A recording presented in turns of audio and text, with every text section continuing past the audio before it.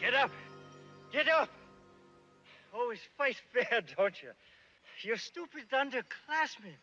I've got the edge. I'm still 20 years old.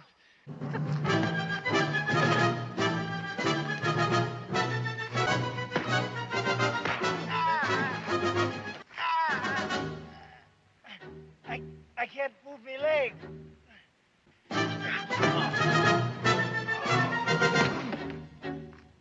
Can you feel that now?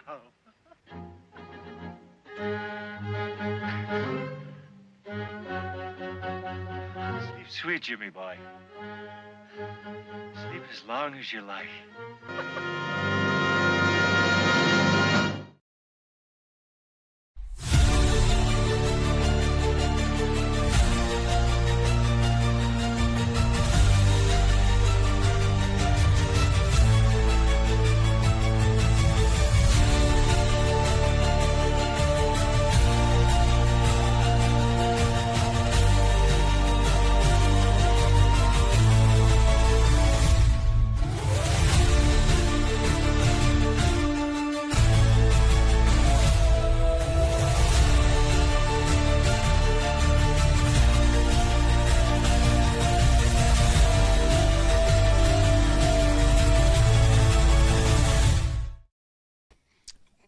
It quit, didn't it? Didn't fade out or anything. Hey up, it's Steve from the Old Yorkshire Geek. Welcome to episode 80 of Magnificent Mondays, and this week we're looking at Star Trek II, The Wrath of Khan, or The Wrath of Khan, depending on how you want to pronounce it. You know what I'm like with pronunciations. That's what we're looking at this week. The best Star Trek film. It is, isn't it? I mean, come on. And Windgrace is here. He says, that's why he added Riley to the crew. Oh, I'd forgotten about Riley. I forgot about him. Singing, oh, Danny boy, or whatever he was singing, wasn't it? Was that in the Naked Now? I think it was. Naked Time. And also got a message, or a chat message, from Justin, who sent a message. I can't, because it's disappeared. It's disappeared from the thingy, so I'm going to have to just post it back in. Hang on, where are we?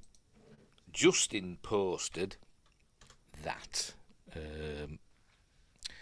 Looking forward to this. It says me, but it was Justin34 that posted that. So, and it disappeared. So luckily I copied and saved it. So, and so am I, because as I said, it is the best film. That from 1982. But before we start, don't forget, like and subscribe, share the videos, drop a comment, hit the notification bell if you're subscribed already. Right, we're live on YouTube. Yes, we are. We should be live on Rumble. Yes, we are. And we should be live on Twitch. Yes, we are. We're live on Twitch as well as.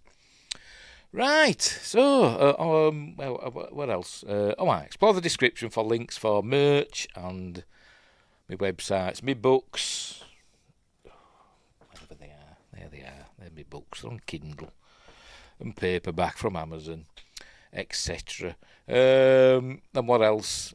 I can't remember. And other stuff. Become a member. They can join in the live chat, or throw me a super thanks or super chat or whatever. It's greatly appreciated because I've got the gas and electric bill coming.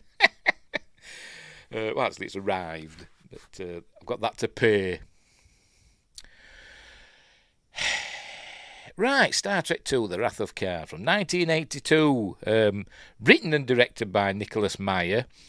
Or is it Mayer? Whatever.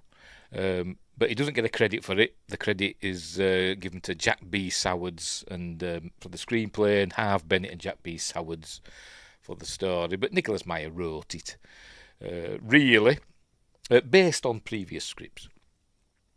Stars, obviously, William Shatner, Leonard Nimoy, DeForest Kelley, James Doohan, Walter Koenig, George Takei, Nichelle Nichols, Bibi Besh, Merritt Buttrick, Paul Winfield, Kirstie Alley, and, of course, the great Ricardo Montalban. It's got a great score by, what's-his-face, James Horner. And early in the James Horner career, you would hear similar motifs in future James Horner movies. But anyway, had a budget of only $12 million. Star Trek the Motion Picture had a budget of $44 million. This one had a budget of 12.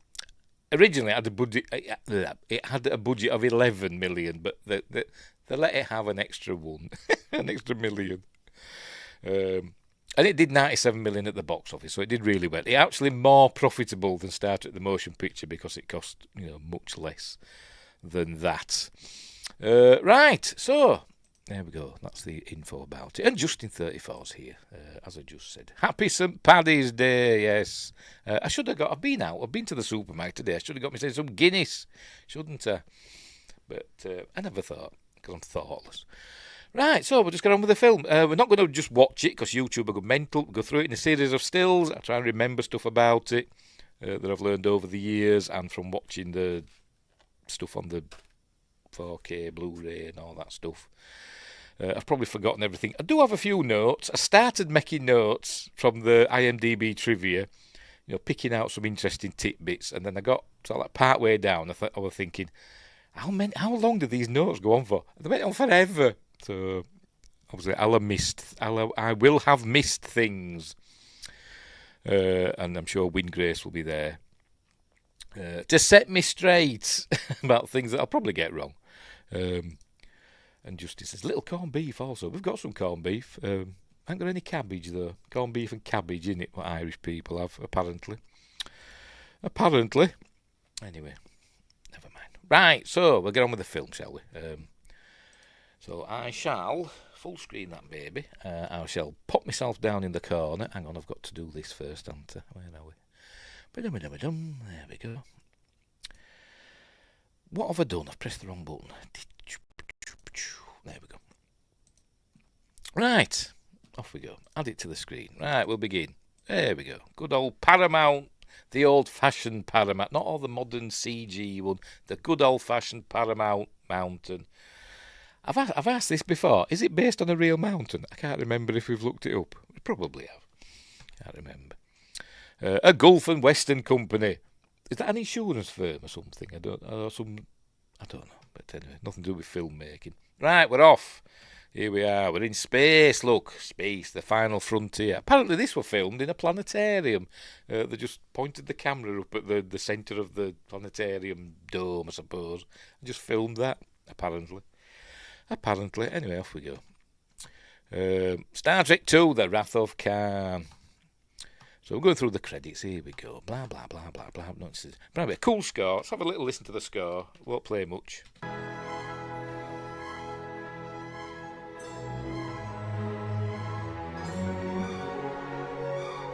Very rich score, isn't it? Almost John Barry-esque, you might say. By the way, Gene Roddenberry demoted to executive consultant. He had sod all to do with this film, and apparently he kept trying to sabotage it. Presumably because he was a bitter man. I don't know why.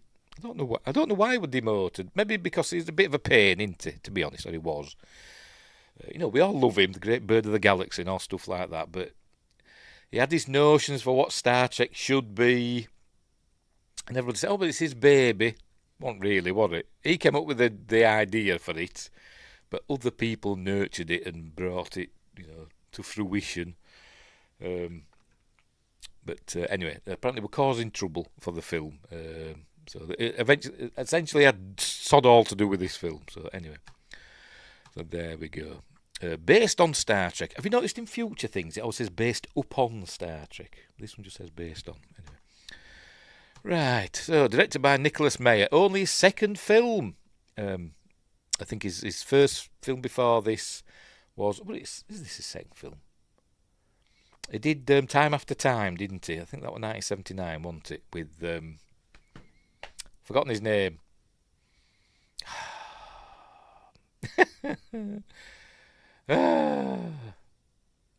He's in Star Trek. He's in Star Trek Generations. What do they call him? Oh, never mind. Anyway, whatever. Justin says, another 1982 film, my birth year. Love the open music for this. And the blue credits, a staple for early 80s movies. I can't say I've noticed, but I'll take your word for that. 80s does say blue to me, though. For some reason, special effects and stuff like that were all kind of had a bluish tinge and stuff, didn't they? But anyway. Oh, what's the name of that actor that were in Time After Time? and he played Soren. That's what I'll call him, Soren, in Star Trek Generations. Blanking, never mind. But he also did the 7% Solution, didn't he? Was that a film? So is this his third film? Or was that after this? I can't remember. So much for my research, eh? I just waffling. Right, we're off. Here we go. Bit of CG. It's not the only CG we're going to see. I'm guessing this is CG and not traditional animation. We've got a wireframe of the Enterprise. And there we open up on Mr. Spock's ears. Malcolm McDowell. Yes, thank you. Thank you, Justin. Malcolm McDowell. That's what I'm thinking of. Time after time. With Malcolm McDowell as H.G. Wells. David Warner, another Star Trek stalwart, as Jack the Ripper. And Mary Steenburgen, I think. I think it's Mary Steenburgen. I'm pretty sure it is. Jack O'Neill's favourite actress in there as well. A decent flick. Anyway, where were we? Yes, Spock's ear. That's how Nicholas Meyer wanted to open the film, on Spock's ear, because he says Star Trek for me is Mr. Spock's ears. So there you go. That's how he opens up on Spock's ears. Right. So we're hearing Captain's log, and it's a woman speaking. We're thinking, wow, hang on, a woman saying Captain's log. I think she says Captain's log. I've got to check now. Yes, she does. Stardate 8130.3. Now, I'm probably wrong. I think this film all takes place in one day, I think. Because I think the stardate at the end of the film is 8131.3. So I'm guessing, I could be wrong. I might have misheard it. And I didn't check back. I'm going to check now. Sod it. Hang on. Just bear with me. I'm going to take this off a minute. Where are we? I need to check now. And correct myself. Where the heck? Right. Scroll down to the end. Bear with me.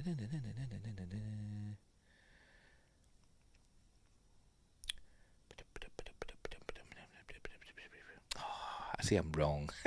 It doesn't take place in one day.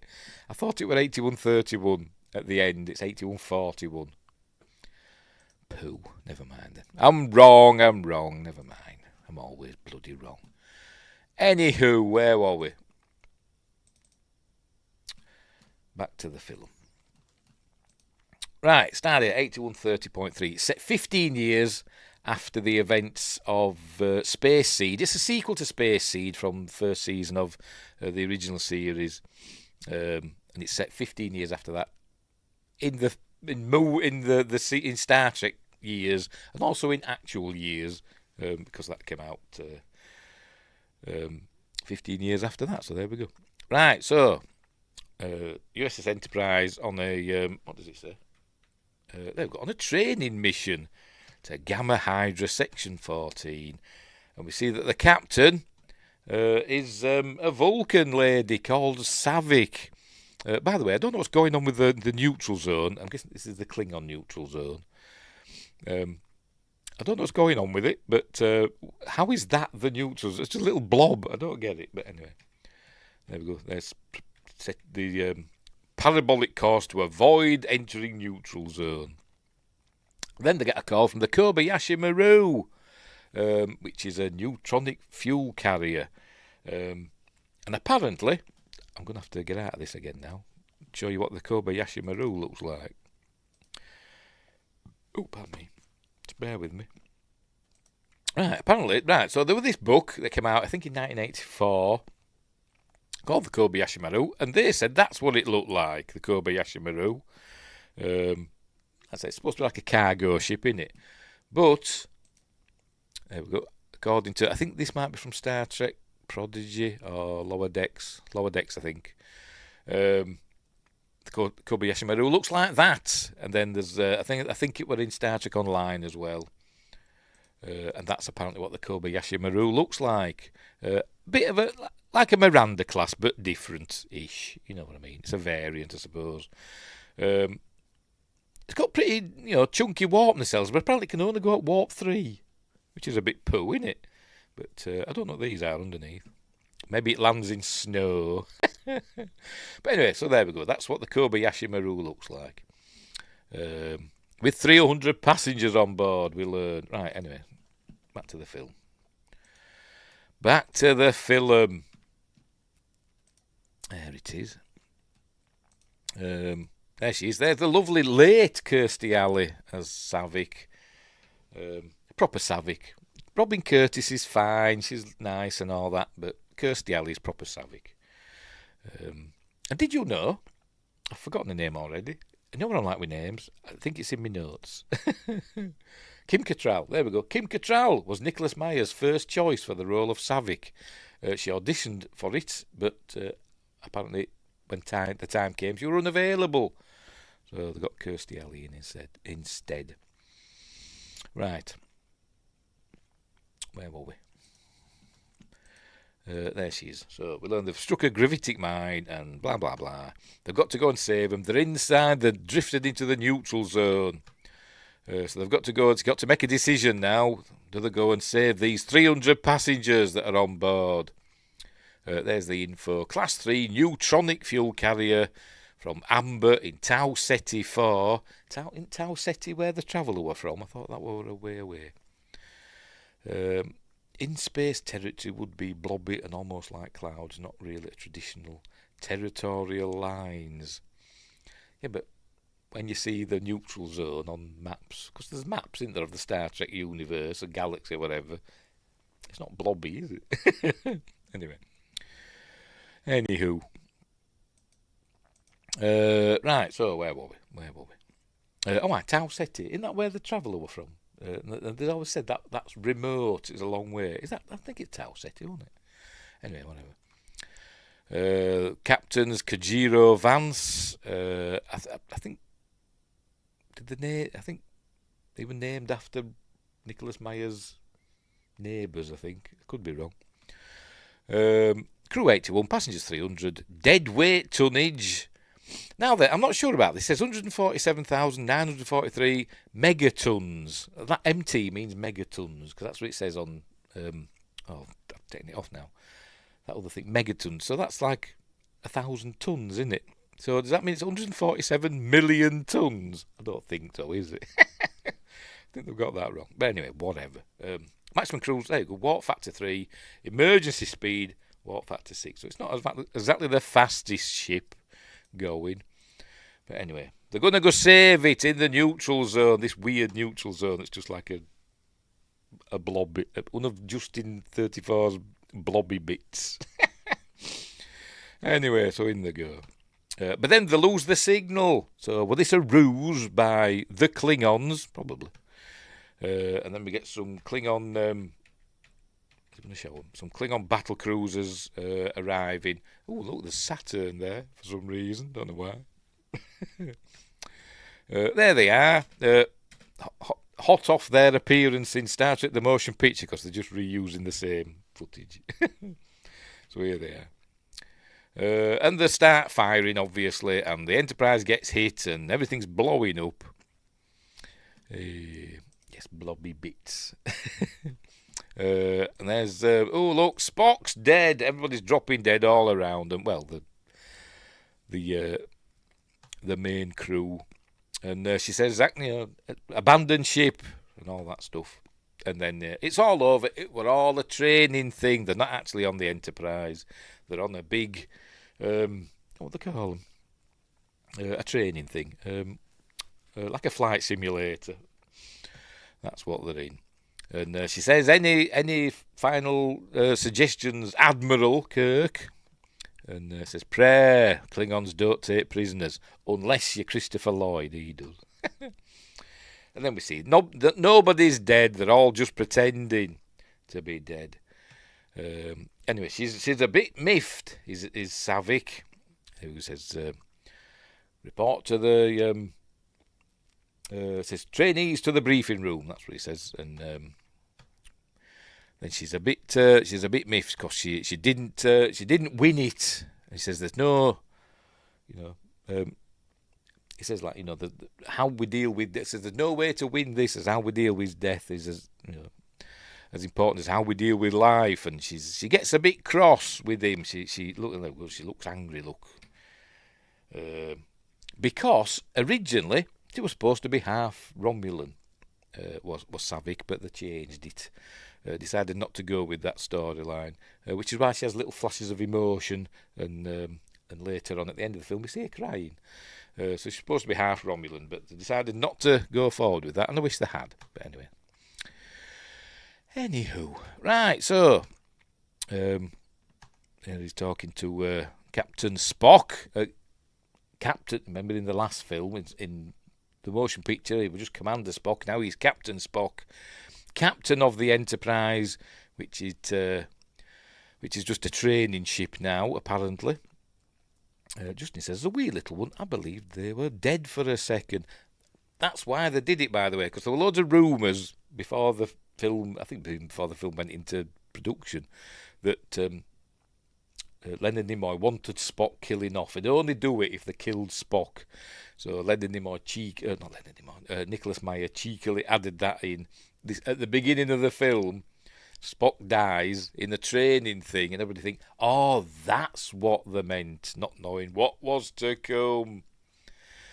Anyway, Spock's loiter. By the way, they're in their magnificent maroon, or is it mighty maroon? I can't remember what they call it. Something like majestic maroon, something like that. Uniforms, which were cool. I've got like a cosplay version. It's rubbish. I look rubbish in it. My mate's got the away jacket that he wears later on in the film, and I wish I'd got that, but I went for this, and I look rubbish in it. But anyway, there are photos, I'm afraid, but I'm not showing you. Right, so we learn it's his birthday. That's why he's got a book under his arm. Oh, wow. And we're also learning about the Kobayashi Maru. He's curious as to how the cadets did. And then he says he took the test 3 times himself, did Kirk, and his final solution was, shall we say, unique. And he says, it had the virtue of never having been tried. By the way, this fella, the walk past, was vacuuming the floor, or cleaning the floor. Nicholas Meyer kept telling William Shatner, don't look at this man as you're walking past, because, he's an admiral, this fella's just cleaning the floor. So he said he should just ignore him. And he wouldn't. He just every take, he kept looking at him, so which I think is a good thing. I'm with William Shatner on this, because Kirk, it were all for the crew and everybody, and I think it would take an interest in what even the lowliest person would be doing. So I think that's why he kept looking. Anyway, so I'm with Bill on that. Justin says these uniforms were awesome. Yes, they are. I think the best uniforms we've had in Star Trek, in my opinion. Right. So, there you go, at the virtue of never having been tried. Now, this shot, which I was today years old when I found out about it, is actually this part you were seeing. I think it's this, that, and this. It's actually a model. Oh, stopped it. And maybe that part as well. I think all this here is a model in front of the camera. It's about 3 feet big. And they're just filming through it. They're way off in the background. So there you go. I didn't know that until today. That all this is a little model close to the camera. This reminds me of Forbidden Planet, that's in the ship C-57D, which was an inspiration for Star Trek. That kind of reminds me of that, the astrogating sphere or whatever they call it. It might very well be that, I don't know. Anyway, so says it's his birthday, so he says thanks for that. It's A Tale of Two Cities that Spock's given him. It was the best of times, it was the worst of times, by Charles Dickens, obviously. Message Spock, done the time aware of, except of course, happy birthday. That's my impression of Leonard Nimoy. Surely the best of times. And this is where we're learning that this film is all about aging and growing old, feeling a bit useless, and all that. That's what's happening with Kirk. He's stuck. He's riding a desk. He wants to be out there, as McCoy says later, hopping galaxies. But he's stuck. He's training cadets and stuff, and he doesn't find it fulfilling. Right, so now we cut to we're at Kirk's apartment in San Francisco. That view of San Francisco were actually made for the Towering Inferno. One of the views, I presume from the from the skyscraper, actually done for that, and then they stuck some futuristic buildings in it to make it look like it's the 23rd century. By the way, I forgot to point out, at the beginning of the film it has a caption that says "in the 23rd century," and that's the first time we're specifically told in Star Trek when it is. We're given clues and stuff, even back in the original series, that it's, a couple of 100 years, 300 years ish in the future, but we're never told exactly when. I think Gene Roddenberry said it could be, like 100 years in the future or 1,000 years in the future. They were never precise. Anyway, so we're in Kirk's apartment. We can see he's got all he collects antiques, so he's got all old ships and clocks and weapons and all that stuff. A telescope there and all that palaver. Anyway, his doorbell goes bing bong, whatever, and it's McCoy with the present, and he's brought some Romulan ale, and also. Why'd they call it ale? It's not ale, is it? I've always thought Romulan. What they said with Romulan ale is more like a spirit, because they just have a little bit of it, don't they? So it's more like whiskey, isn't it? But they call it ale. But anyway, whatever.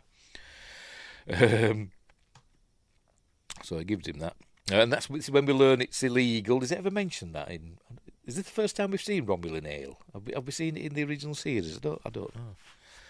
But we learn it's illegal. And Bones says, what does he say now? He gets aboard a ship. What does he say? Bear with me. Let me go back. I got aboard a ship. Brings me in a case now and then across the neutral zone. Aboard a ship. Anyway, whatever. Anyway, so he gives him his other present, which is a pair of glasses. Bones, my favourite to Romulans, it's ale. Maybe so, but they like that word ale. The sort. There's another ale, isn't there? What they call it now? I can't remember. I wouldn't say Saurian, but it's Saurian brandy, isn't it? But there's another one that begins with S that's got ale in it, and then the Bajorans have their ale and all that. But anyway, Klingons have Warnog, of course. Yes, synth ale. Anyway. To us, it's like gin, yes.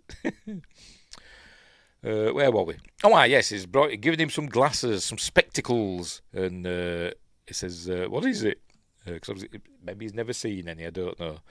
And we learn that his eyesight's going because he's getting old. And Bones says, for people your age, I usually recommend Retinox 5. He says, I'm allergic to that. He says, well, there you go. Now you've got some glasses that are 400 years old. And which will pop up again in Star Trek 4. I don't think does he use them in Star Trek 3? I don't think he does he? Anyway, there he goes, allergic to Retinax. Anyway, so he's a bit fed up, and Bones is saying, come on, what's up with you? Why are you being all depressed? He says, I'm fine. He says, no, you're not. But we've all got our assigned duties. And says, Bull, the problem with you is you're riding a desk when you want to be out there hopping galaxies. So you need to get back your command. He says, get back your command before you turn into part of this collection, before you really do grow old. And then we cut to a new ship. It's the USS Reliant, Miranda class, yay, NCC 1864, under the command of Captain Tyrrell. I wonder if he named him after Tyrrell Corporation. And no, it's spelled differently, because that came out the same year, didn't it, the Blade Runner. Anyway, played by Paul Winfield, who pop up in Star Trek again, in Next Generation, in Darmok. He played Captain Dathan. Anyway, so here comes the Reliant. It's where we learned that Chekhov, Commander Chekhov, is the first officer on the Reliant, and they're at SETI Alpha 6. And I don't know why Chekhov doesn't mention, that... SETI Alpha 5, just over there, one planet in, Khan's on there. We dropped him off 15 years earlier. We dropped him off. I wonder how he's doing. But no, they don't mention that. So they're at SETI Alpha 6 to survey it to see if it's okay for the Genesis experiment. There's Captain Terrell, played by Paul Winfield, as I said. May know him from Terminator. He played the police detective or whatever in that, didn't he? Anyway, so they've detected something on the surface. They're thinking, it's going to be fine. There's going to be no chance of life there because, it's a terrible atmosphere and all that stuff. It should be lifeless, but they've found something on a scanner. So they've got to go and check it out. But before that, they've got to get in touch with Regular One, which is the base for Project Genesis, and Dr. Carol Marcus, and there's the regular space station. That's the regular planetoid. Behind it's the Mutara Nebula. This is a regular space station, which we see quite a bit in Star Trek, to be honest. Usually this way around. We saw it in Star Trek the Motion Picture upside down as the orbital office complex. But we've more often seen it this way up. We saw it in Deep Space Nine quite a bit, didn't we? It was an important star base, wasn't it, in the Dominion War? Yes, Shaka, when the walls fell. That's Darmok. And Kirk saying that at the end of this film in his head. Or he would be. Anyway, so they get in touch with Carol Marcus, who's the head of Project Genesis. It's her baby. We see her other baby in a minute as well. There she is, BB Besh, the lovely BB Besh, the late BB Besh. They're all bloody dropping dead, aren't they? I don't know what else she's been in, apart from Tremors. I'm sure she's been in loads of stuff, but I can only remember her from Tremors. She gets buried in the car by the graboids. Anyway. The walls don't fall until 6. Don't get that one. Don't get that. Anyway. Anywho. So she's saying you've got to check it out because there can't be as much as a microbe, for them to test out their Genesis experiment. So it says check it. And then we meet David Marcus, who is her son. And we also learn that he's the son of James T Kirk. Berlin Wall allegory. Oh, right. What's got good with 6? I don't get it. Anyway.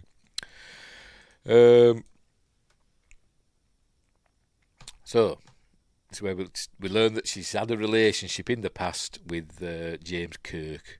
And he says, remember that overgrown Boy Scout you used to hang around with? And she says, Jim Kirk was many things, but he was never a Boy Scout. Yes, Star Trek 6, but what's that got to do with Berlin Wall? Anyway. Anywho. Oh no, I'm thinking of Star Trek 4. Yes, Star Trek 6. The Fall of Communism. Yes, sorry, I've got it now. I'm thinking of Star Trek 4 for some reason. I still had that in my head. Yes, sorry, I'm with you now, Windgrace. Do apologise. I'm a big dope.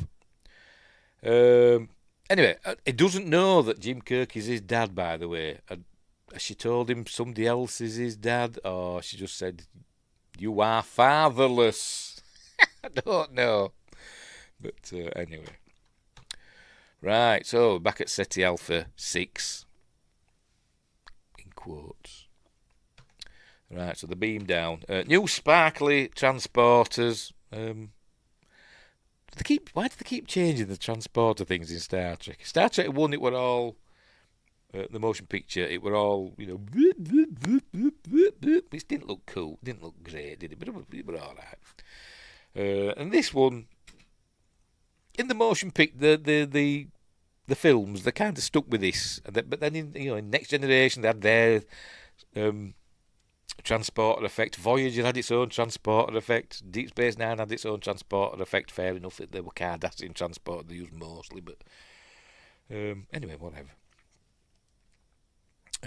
Told him his dad was Harry Mudd. Bad me. Oh, God. Anyway, so they beam down to SETI Alpha 6. And we learn this is the garden spot. This was filmed on Stage 8 at Paramount Studios, by the way. It's like built like a desert set and just had jet engines blowing dust and sand everywhere. Apparently really uncomfortable for everybody involved. And I bet they couldn't wait to get it over with. But they find some cargo carriers. It never told us in Space Seed, what they left with them. Where were the cargo carriers from? The Botany Bay? I've no idea. But or was from the Enterprise? I don't know. But anyway. So here they go. They find these cargo carriers and get inside, and then they're looking round. We can see that there's something that's like distilling water or whatever. And there's chessboards and stuff. And here we go. We get his first glimpse at the Seton eel. Don't know how to call it an eel, because it's not very eel-like. It's more like a earwig or something. But anyway. And then we've got some books here. The Inferno by Dante, Statute Regulating something Commerce, Paradise Lost by Milton, Moby Dick, another Paradise Lost, King Lear, the Holy Bible, and something else. But then this some sort of seatbelt or something we see there says SS Botany Bay, and they oh no, he says, does Chekhov, he recognises it because apparently he were on the night shift. Is that the other one here, the Cat in the Hat? But it is as well. Because apparently we're on the night shift. It's in my notes. I didn't know this, but according to the novel, the novel, I think it says in the novel. I'm sure I've read the novel of this, but I don't remember that. Anyway, I'm sure I've got it somewhere. Where are we? The novel revealed that Chekhov had the night watch on the Enterprise when Khan was on board, and that Chekhov had feelings for Marla MacGyvers. Marla was the love interest of Khan in Space Seed. I'm sure I've read the book for this, Star Trek 2, and I don't remember that. Maybe I've not read it. Maybe I'm thinking of something else. But the novel Chekhov... I forgot his bloody name now. the writer. Is it Anton? Don't know. Oh, I can't remember. Anyway, so it says we've got to get out of here, and so but hurry up quick, we've got to go. So, but they're too late. They're being captured by people from a Mad Max film, it seems. Meanwhile, Commander Kyle, remember him from the original series, played by the same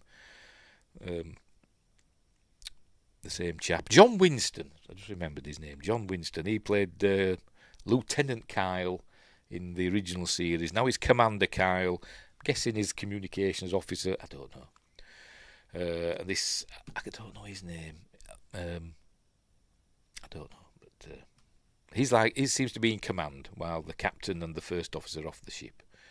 Anyway, it says, let's give them a bit more time. And then we come to our reveal of Khan.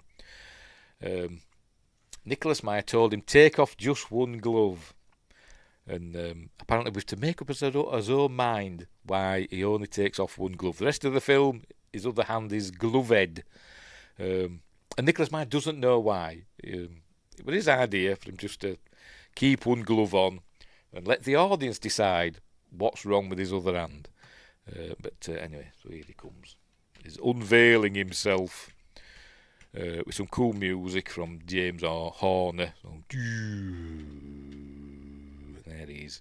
With his 80s Duran Duran hairdo. He didn't look like that in Space Seed, did he? But anyway, here he is. He says, I don't know you, But you, I never forget a face. You were on the night shift on the Enterprise. It says that, but it will cut out that bit. Oh dear. And for many years, I thought that were Ron Perlman, but I don't think it is. That fella there. It just reminds me of Ron Perlman. Bet the audio drama will explain it. Is the one? You never know. There might be. There might be. Anyway, there's Judson Scott, by the way, as Joachim. I think we're called Whacking in the first in Space Seed, obviously played by another actor. This is Judson Scott as Joachim, Khan's second in command, who doesn't get a credit in this film because his agent's an idiot.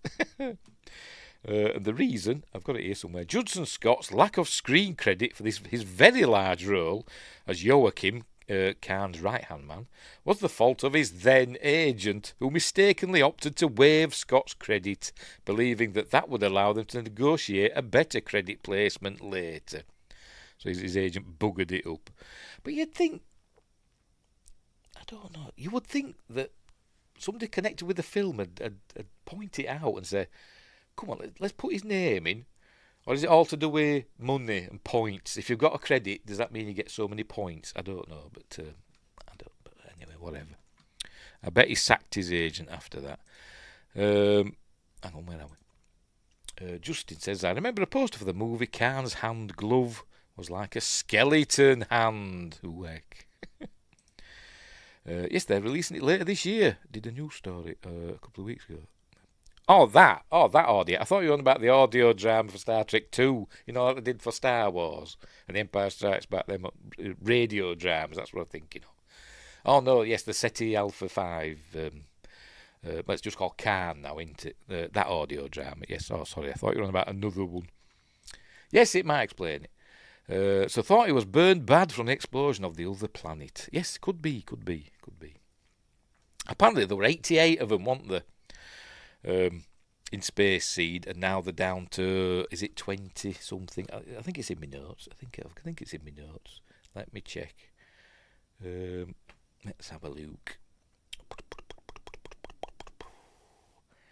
No, I haven't put it in my notes. I thought I had.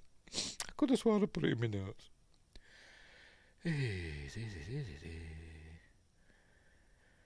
By the way, the different coloured turtlenecks worn by Starfleet officers indicate what division they belong to. White is command, gold engineering, grey science, light green medical, red cadets and trainees, and black enlisted. I thought I put it in there. I think there were 88 in Space Seed, and now it's whittled down to about 20, something like that. There's not many of them left. Some were killed when, SETI Alpha 5 shifted its orbit and all that stuff. SETI Eels took out loads of the others, but that's what we're going to find out. But anyway, right, so he never forgets a face, Mr. Chekhov of the night shift. He's on the night shift. So anyway, this is where we're learning. He's a product of 20th century, or 21st century, if you want to go, whatever. Genetic engineering.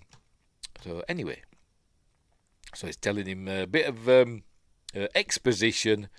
The company and crew of the Botany Bay. There were a book, wasn't there? I've not read it, but there were a Deep Space Nine novel. I think it was a sequel to Little Green Men, that it explained that Khan stole the Botany Bay. That were like a prototype ship in the 90s. From Area 51. He stole it from Area 51, and it was based on technology gleaned from the Ferengi shuttle from the Deep Space Nine episode Little Green Men. But is that canon? I don't know. I never forget a face, Mr. Bester. Yes, I saw that. Yeah. Is this give over? And Gary Seven tried to stop him. Did it? I said, I've not read the book. So I don't know. I've just heard of it. Anyway, so he's telling him this is all that's left of the crew, and there you go. These people that sworn to live and die at my command 300 years before you were born, or 200, can't remember. 200 years, whatever. What's a century between, friends?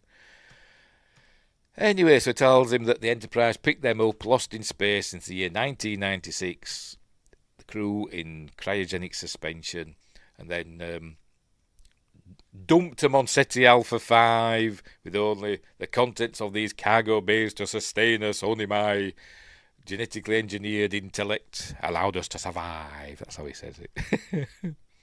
And then he says, you lie! On SETI Alpha 5, there was life, a chance. There we go. And he goes, hang on, we've got to listen to this bit, because he gets cross.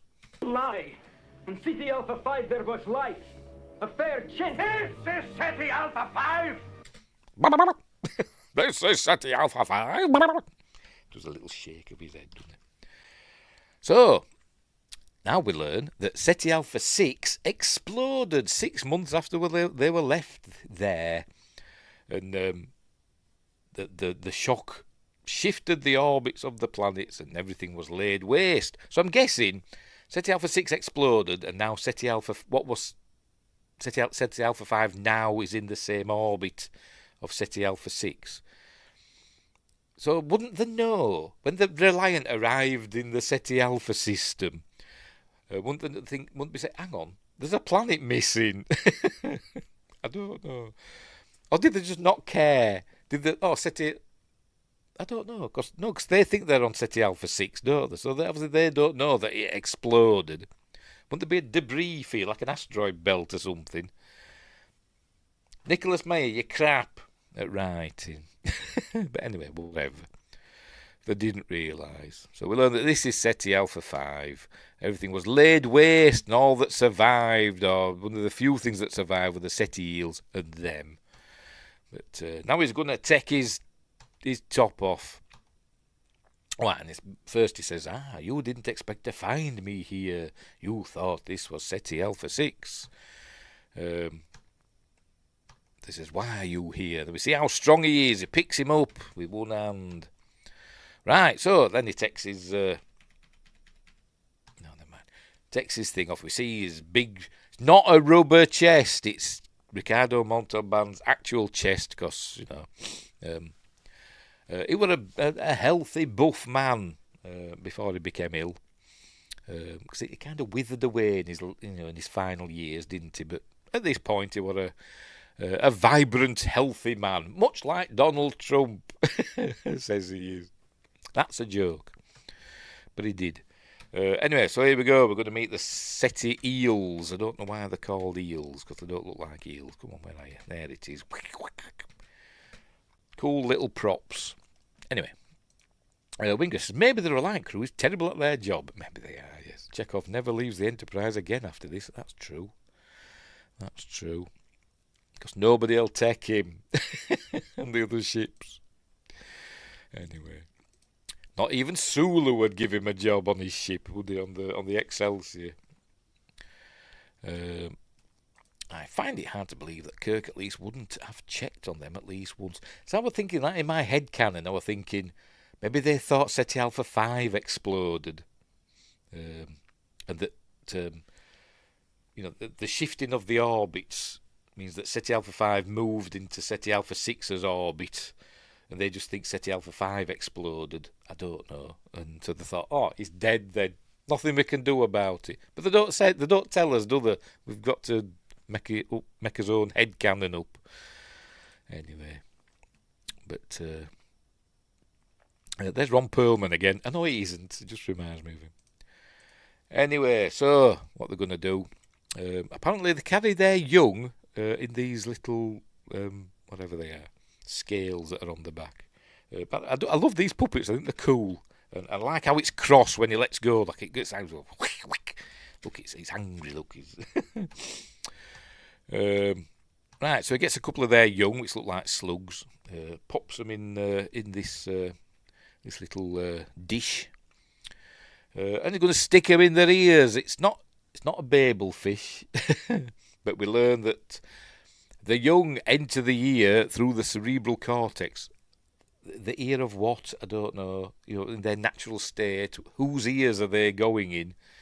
I don't know. Before the disaster that wiped everything out. I'm guessing just animals. I don't know. But they wrap themselves around the cerebral cortex. Yes, he's doing that, which makes the victim susceptible to suggestion. So there you go. So anyway, and as they grow, madness and then death. So this is what they're going to do. And apparently this scene, as we were writing it and all that, it scared the willies out of Nicholas Meyer. He found it, really scary, this scene. And it is kind of scary, especially in the full version. I think in the theatrical version, it doesn't show him going in, does it? We just see him disappear like that. But then we don't see this bit in the theatrical version, where they're going to Chekhov's big ear. There he goes. Right. No, now tell me, why are you here, and where can I find James Kirk? Diddly diddly din.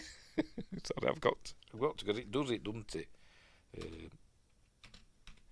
Hang on. Enterprise. Diddly diddly din. Anyway. Right, so they're heading to the Enterprise now in some footage, I'm guessing, from Star Trek the Motion Picture. There's the Enterprise in space dock. I'm guessing proper space dock that we see in Star Trek 3 is being built on the other side of the Earth at this point. I don't know, but anyway. So just footage used from Star Trek the Motion Picture to save money, which is fair enough. So here we go. And we learn they're off on a training cruise and they've got Mr. Sulu for 3 weeks. Apparently, see, that's what I'm thinking. I've read the book, and I thought in the book Sulu had already been. Oh, am I thinking of something else? No, because we don't see the Excelsior until Star Trek 3, do we? It might be in the no. I think it was in the book Time for Yesterday by A.C. Crispin, which is set between the motion picture and this. And I think in that, obviously that's not actual canon, but I think in that we're told that Sulu were going to be given command of a ship, but I don't think they were the Excelsior. He was going to be promoted to captain, but he did this first, so he's still a commander. But anyway, whatever. I think there's a cut line in this about him going to the Excelsior. But did they know about the Excelsior when they made this film? Because Excelsior didn't pop up until Star Trek 3, did it? I don't know. But you could be right. But anyway. Or maybe they just, the ship name were there. They didn't think anything else about it. You know, the Excelsior class and transwarp and all that. Maybe that hadn't been thought of. But anyway. Right, so they're arriving. There we go. A bit of an inspection. They do the old, the bosun's whistle and all that. Right, so we're going to meet some of the crew. There's James Doohan as Mr. Scott. And we're going to meet Ike Eisenman. There he is. Who you may know from the Witch Mountain films, the original Witch Mountain films, not the one with the rocking. We're also in a series called Fantastic Journey, which I really liked when I was a kid. I really liked that film. Series, I mean. He was in that. And in here is playing Peter Preston, who sounds like a superhero from Marvel Comics or something. It's like Spider-Man or something. But Peter Preston, who we learn, he sees Scotty there looking on, very proud. Is Scotty's nephew on his sister's side. Probably named it after Stan Lee. Yes, the Excelsior, and also Peter Preston. Where they got his name from as well. Anyway, so we've got a crew of cadets. We've got a crew of cadets. So they're cadets because they're in red, and he must be an enlisted man because he's got black and they've got black. So they're enlisted people, petty officers and stuff like that. Right, so. Company dismissed, and then we have a bit of Savick talking Vulcan to Mr. Spock. There you go. And apparently they're just speaking English. I don't know. Let's have a look. I'm going to play it without the audio. Have I muted it? I can't remember. Yes, it's muted. Apparently she's just saying it in English. So if you can lip read, she's saying he's never what I expected. Let's see. He's never what I expected. Yes, she is, isn't she? Let's go back again. What surprises you, Lieutenant? Yes, they're just speaking English, and then we're overdubbed with Vulcan. But anyway. In the comics they expand on the Scotty and Peter story. I think it does in the book as well. I'm sure I've read it. I've probably got it somewhere. Anyway. He's so human. Nobody's perfect, Savick, he says. But he says, Savick, nobody. It sounds like they're speaking backwards, but never mind. Doesn't sound like the Vulcan we heard in the beginning of Star Trek, the motion picture. But anyway, never mind. Little joke, nobody's perfect. Because he says he's so human. Anyway, Kirk's looking around the engine room, and he was using the old, make sure it's being dusted.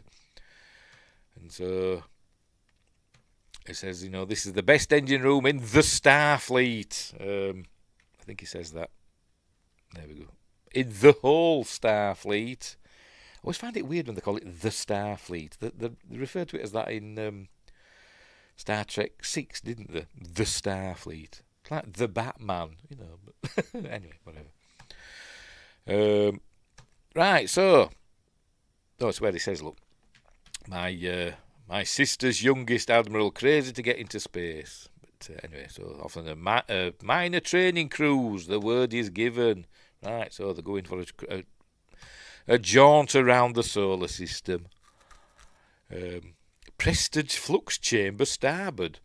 What the hell does that mean? Anyway. Right, so Mr. Savick is going to pilot the ship out of space dock, and Kirk's a bit worried, but everything's fine. So anyway, off they go into space. There we go. And they're allowed to indulge themselves. Does it go into warp now? No, not yet. It says, Mr. Sulu, you may indulge yourself. So off they go, just at impulse power. Meanwhile, back on the regular one, it's all what's happening? Oh, right, yeah, that's it. This is Genesis, the Genesis control panel. That's the Genesis device behind them. This is the control panel. And then we learn that the Reliance phoning them on the Compic. Compic. On Hyper Channel. So that's very 80s, isn't it? Sounds like, some cable TV station, doesn't it? Welcome to the Hyper Channel. Anyway, whatever. In their futuristic cathode ray tube monitor. Anyway, never mind. Maybe it's an old station. So, you can see Sulu, Chekhov's looking a bit out of it. Hang on, where were we? Just a 3-hour tour. Yes, they're just having a little jaunt around the solar system. The Starfleet sounds like a new song by Brian May and friends. Remember that? Starfleet, Starfleet. I've got that album. It's rubbish. Bones is great in this film also. They all are. They all have their moments, don't they? Mostly. Right, so Chekhov's looking a bit zonked out, saying they're on the way. SETI Alpha 6 has checked out, so when we arrive, give us Genesis. That's an order. And she's like, I don't bloody think so. There we go, they're all kicking off now. So nobody's getting it. They said, I have my orders. The orders come from Admiral James T Kirk. And says, oh, see, I knew it. But says, no, it's not happening. But said, well, we're on our way. So give it to us. See, now we see that Khan and his people have taken over the Reliant. And we learn that the crew of the Excelsior, got on my brain. Crew of the Reliant, they're back on SETI Alpha 5. Presumably in those cargo containers. Having not a very good time. What is the crew complement of a Miranda-class ship? I don't know. I'm going to check. I imagine it's quite high. I mean, it's similar to a Constitution class. So I don't know how they've squeezed them all in. Miranda-class Starfleet. If I can spell crew compliment. Hey, is that all? the ticket, Mickey. Let's have a look. Come on, crew compliment. Where are you?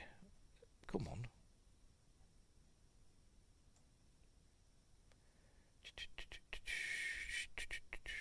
Where does it tell us? I've just seen it somewhere. There we go, 220. There we go, just found it there. This is from the Star Trek Deep Space Nine Technical Manual. Oh no, that's something else though, isn't it? Is it?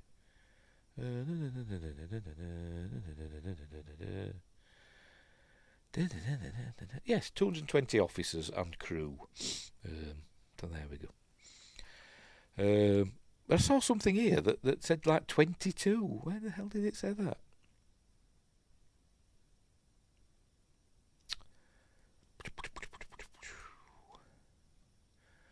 Where did I see that?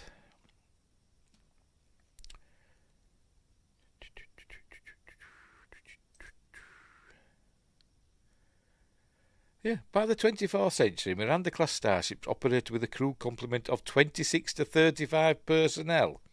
I don't think so. I don't think so. 220 sounds better. But I thought it'd have been more similar to a Constitution class. Because they're about the same size, aren't they? Even though it doesn't have the secondary hull. It does have all that gubbins behind the saucer section, doesn't it? And I once saw a thing on YouTube, a video on YouTube, where they compared the internal volume of a Constitution class and a Miranda class, and the Miranda class actually has a larger internal volume than the Constitution class. But anyway, whatever. There's 300. Wow, I was off, not far off. You were closer than 22 to 35. Maybe I had 22 for this mission to keep Genesis secret. Maybe so. But anyway. Right, so he's taken over the ship, and now Chekhov and Terrell are under his mesmer. Right, back on the Enterprise. Kirk's heading into the turbo lift. Here comes Savick. She comes running in whatever she's wearing, and she's still bothered about failing the Kobayashi Maru, and he says there's no solution. It's a test of character. She says, "May I ask how you dealt with it?" He says, "Well, you may ask," and she just stares at him. He says, "That's a little joke." He says, "Humour. It's a difficult concept. It's not logical." He says, "You learn by doing." And then Bones arrives, and she buggers off. And she's wearing her hair differently. I hadn't noticed. They had. He's thinking, how can I? If it were Kirk of the original series, he'd have bedded her by now, wouldn't he? Never mind. Anyway, then we learn Carol Marcus is getting in touch with him. Uhura comes through. Carol Marcus is phoning you, Admiral, and Bones says it because obviously he must know that they've had a relationship. It says it never rains but it pours, and Kirk snaps at him. He goes, "As a physician, you of all people should appreciate the danger of reopening old wounds." "Sorry," he says. Anyway, right. So she's on the blower. To Jim, it says, "Why are you taking Genesis from us?" And he's saying, I don't know what you're talking about, woman. Who's taking Genesis? But it's all being all interference, and can't hear him, can't hear each other. And then Uhura says it's jammed at the source. And so it says, "Alert Starfleet headquarters." So he wants to talk to Starfleet command. Meanwhile, it's all kicking off on regular one. They say, "We can't let them have Genesis." So they've got to decide what to do because the Reliant is on its way. She's on her way. Anyway, Kirk's heading to Spock's quarters with his quasi-futuristic mirror thing. You can get them, can't you? In real life. I don't know what that is. This is his coin thing, you know, where you make things out of coins. It's his Idic symbol, isn't it? But made out of coins. Don't know. Are the Vulcan coins? When they gave up money to join the Federation, they made them into... everybody gave their coins to Spock to make into that. Anyway. Right, so Kirk's saying to him, you know, get me to regular, something's up. And so Spock says, you take command of the ships. No, I don't need to. And says, no, if we go on active duty, the senior officer must take command. In this one, there's none of the pesky stuff that they did in Star Trek The Motion Picture. None of this temporary grade reduction to commander and all that like they did with Decker. No, he's going to be Admiral all the way through this. And Spock's going to be Captain Spock all the way through this. Anyway, so this is where we learn that the needs of the many outweigh the needs of the few, or the one, and he tells him, if I may be so bold, it was a mistake for you to accept promotion. Commanding the starship is your first best destiny. So, you know, there we go. The needs of the many outweigh the needs of the few, or the one. So, right. You are my superior officer, and you are also my friend. I have been, and ever shall be yours. Spock. That's in 3. Right, so they're heading to regular ones. Kirk's taking over command of the ship. The Enterprise is the only ship in the quadrant, obviously. But so off they go. Warp 5, Mr. Sulu. There's the Reliant. They're on course. There we go, to intercept the Enterprise at impulse speeds, by the way, for some reason. You are my sunshine, my own. I think you're too cryptic. You are. Anyway, so they're off to intercept the Enterprise because he wants his vengeance on Kirk, and Joachim's telling him, you know, we're all with you, but consider this: you have a ship and a means to go where you will. You have defeated the plans of Admiral Kirk and escaped from SETI Alpha 5. You do not need to defeat him again. That's the original quote, not you are my friend. Oh, is that? Oh, right. Is that what you're on about? Right. It's the delay, innit? There's a delay from me saying it to you hearing it and then typing your reply. And I've moved on. Oh, dear. Anyway, so, but, you know, he tasks me and I shall have him. As well as where he does the old... I shall chase him round the moons of Nibia and around the Antares maelstrom and around perdition's flames before I give him up. Prepare to alter course. What the altering course for? I don't know. I thought they were on course to intercept the Enterprise, so why are they preparing to alter course again? I don't know, but it's things, you say things like that, don't you? They're always preparing to do things, aren't they? Just go. Weapons to maximum, as Colonel Cameron Mitchell would say. Anyway, right. They're on the way at Warp 5, trying to get in touch with Regular, but there's no response. So they don't know what's going on. So Spock doesn't know what Genesis is because it's top secret. So Kurt's going to spill the beans about Genesis to Spock and McCoy for some reason. So here we go. Right, access to Project Genesis submarine, where they do a retinal scan.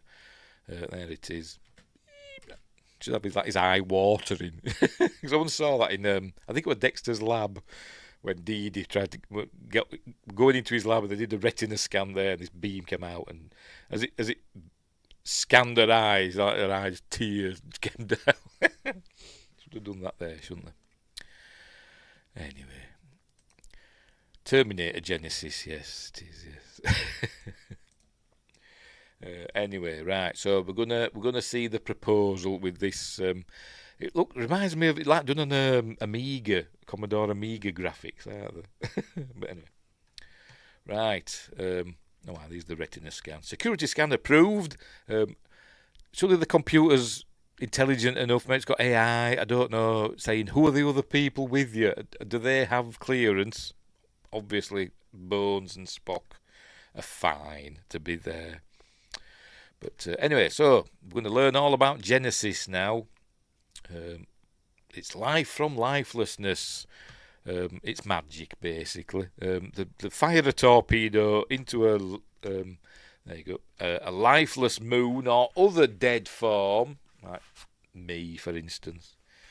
There it goes. By the way, this is CG. By the way,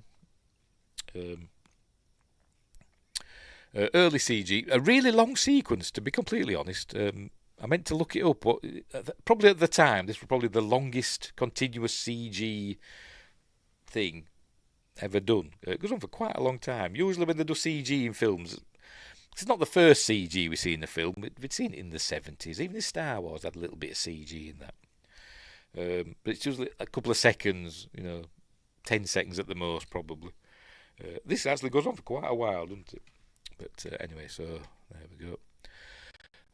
They basically fire a torpedo at a moon or whatever, and it blows it up, rearranges everything. It's like the Omega-13, basically, from Galaxy Quest. It's a matter rearranger, and it rearranges all the matter on the moon, the dead form, and turns it into a life-giving world with an atmosphere and water and mountains and all that stuff, ready to sustain any life forms we see fit to deposit on it. Do all the plants grow as well? I don't know.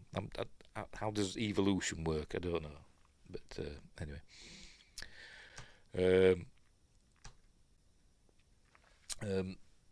Part 1 of the Phase 1 took place in the lab. Phase 2 in a lifeless underground. And Phase 3 will be on a planetary scale. That's what we're told. And Spock literally is Genesis, the power of creation. And so we learn that the tape, still using that term tape. They used it a lot in the original series, didn't they? Tape, have you got those tapes? But we never saw any tapes. They were all like little plastic things, weren't they? But they obviously still use the term tape, even though they weren't tapes, were they? But never mind. Evolution of Star Trek is really correct. I'm sure it is. Or is it evolution? Who knows? That was Gates McFadden's episode, which I'm coming up to in season 7. What are it called? Evolution? No, that's a different one, isn't it? No, Evolution was that other one, wasn't it? Genesis is the Gates McFadden one, isn't it? But anyway, whatever. We still call them YouTube videos. Well, they are videos, aren't they? The moving images. Anyway, we don't call them YouTube tapes, do we? Anyway, right, so it's saying the tape was made about a year ago. It assumes they've reached stage 2, in the lifeless underground. But obviously, Bones is perturbed by what he has just seen, and he says, What happened? What would happen if this was used in a place where life already exists? And Spock says, it would destroy such life in favour of its new matrix. And then Bones kicks off. This new matrix? Are you mad? You're talking about universal Armageddon, and he said, according to myth, God created the Earth in 6 days. Here comes Genesis. We'll do it for you in 6 minutes. He says. Anyway, so they're having an argument, and he says, "You're green-blooded inhuman." But anyway, then we learn that the Reliant is on its way. They've just picked up the Reliant. Here it comes. Dun dun dun dun dun dun dun. So James Horner's music's cool in this. Which god? They've made several. Yes, don't know. The one from Bread and Circuses, that one. Dear. Anyway, so here comes the Reliant, and now let's have a listen.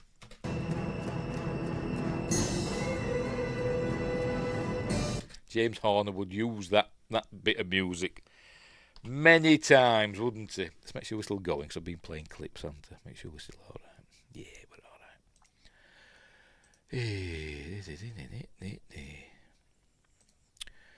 Anywho, so here comes the Reliant. Says they're still running with shields down. Of course they are. We're all one big happy fleet. But they're not contacting them, and apparently they're saying that their chambers coil has overloaded their comm system, and Spock says, scanning, their coil emissions are normal. And he's like, damn peculiar. That's what Kirk's saying. She quotes regulations to Kirk on the approach of any vessel where communications have not been established, whatever, she'll go to yellow alert. But anyway, never mind. Oh, it's where he does the old Klingon proverb, which tells us that revenge is a dish best served cold, which gets quoted in at the beginning of Pulp Fiction, doesn't it? I think it's Pulp Fiction, isn't it? Yeah. Or is it? No, Kill Bill. Kill Bill, isn't it? Beginning of Kill Bill. Revenge is a dish that is best served cold. Old Klingon proverb. I think it's Japanese, isn't it, in real life? I'm sure it's Japanese. Anyway. It is very cold in space. Sort of. It depends. It depends, doesn't it? How you think of it. Anyway, so he says it's damn peculiar. It says, go to yellow alert. And this is where she says, energize defense fields. Which isn't the same as putting shields up. It's like, I think they're just powering up the shield systems and the weapons, basically, so that they can, at the press of a button, everything will be ready. I think that's what it is. Lots of switches and clicky things, look. Pardon me. Oh, there we go. Chambers coils overloading their comm system. Their coil emissions are normal. It says they still haven't raised their shields, and Khan says raise ours. As we can see, we've got a little diagram that shows us their shields going up. Their shields are going up. Lock phasers on target. Oh, raise shields, and they open fire. Here we go. Kind of pulsy phasers, but I don't know. It's kind of an in-between, isn't it? An in-between of a pulsy phaser and a beam phaser. Isn't it? It's I don't know. It's in between. But anyway, so they've hit the Enterprise. The shields didn't go up on the Enterprise in time, and they're hitting the engineering section. So all these poor engineering cadets are all copping for it, aren't they? But Peter Preston stays at his post as the Enterprise is rocked. We're ready for this fella flying across the bridge from the left-hand side of the stage. You ready? Ah! 3 of them. Anyway. I wonder if it were gimbaled or did they just throw themselves? I don't know.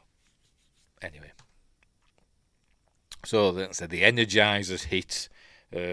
This kid here saves his cadet mate, who runs off and leaves him there. He's about to get squished by that door. Geordie LeVar Burton's watching this is thinking, I'd have rolled under that by now, because that's what he likes to do, doesn't he? He likes to roll under the doors. Anyway, they're all grabbing their breathing thingies. I thought my nose is tickling. I'm going to have an argument. So, like I said, the Enterprise is a mess, because they knew exactly where to hit them. Kirk tells Scotty to try auxiliary power. And Scotty's like, oh, for Christ's sake. Scotty's probably thinking, it isn't that simple, but he just says, yeah, okay. Anyway, so another cool bit of music. Sorry, you got to listen to it in background. We did hear this musical motif again in Krull. I think the very next year. See if I'm on the right bit. Who knew where to hit us and why? One thing is certain: we cannot escape on auxiliary. If you can hear the music in the background, he uses that again in Krull. Anyway, as I said. A great composer, he just reused his stuff a lot. Anyway. Right, so the Reliant is coming round, fires a torpedo at them, which blows more stuff up, sets the bridge on fire. There it is, there's the bridge on fire. There's a fire extinguisher there, don't see anybody using it, but never mind. Oh, I forgot to point out at the beginning. I've just remembered. In the training room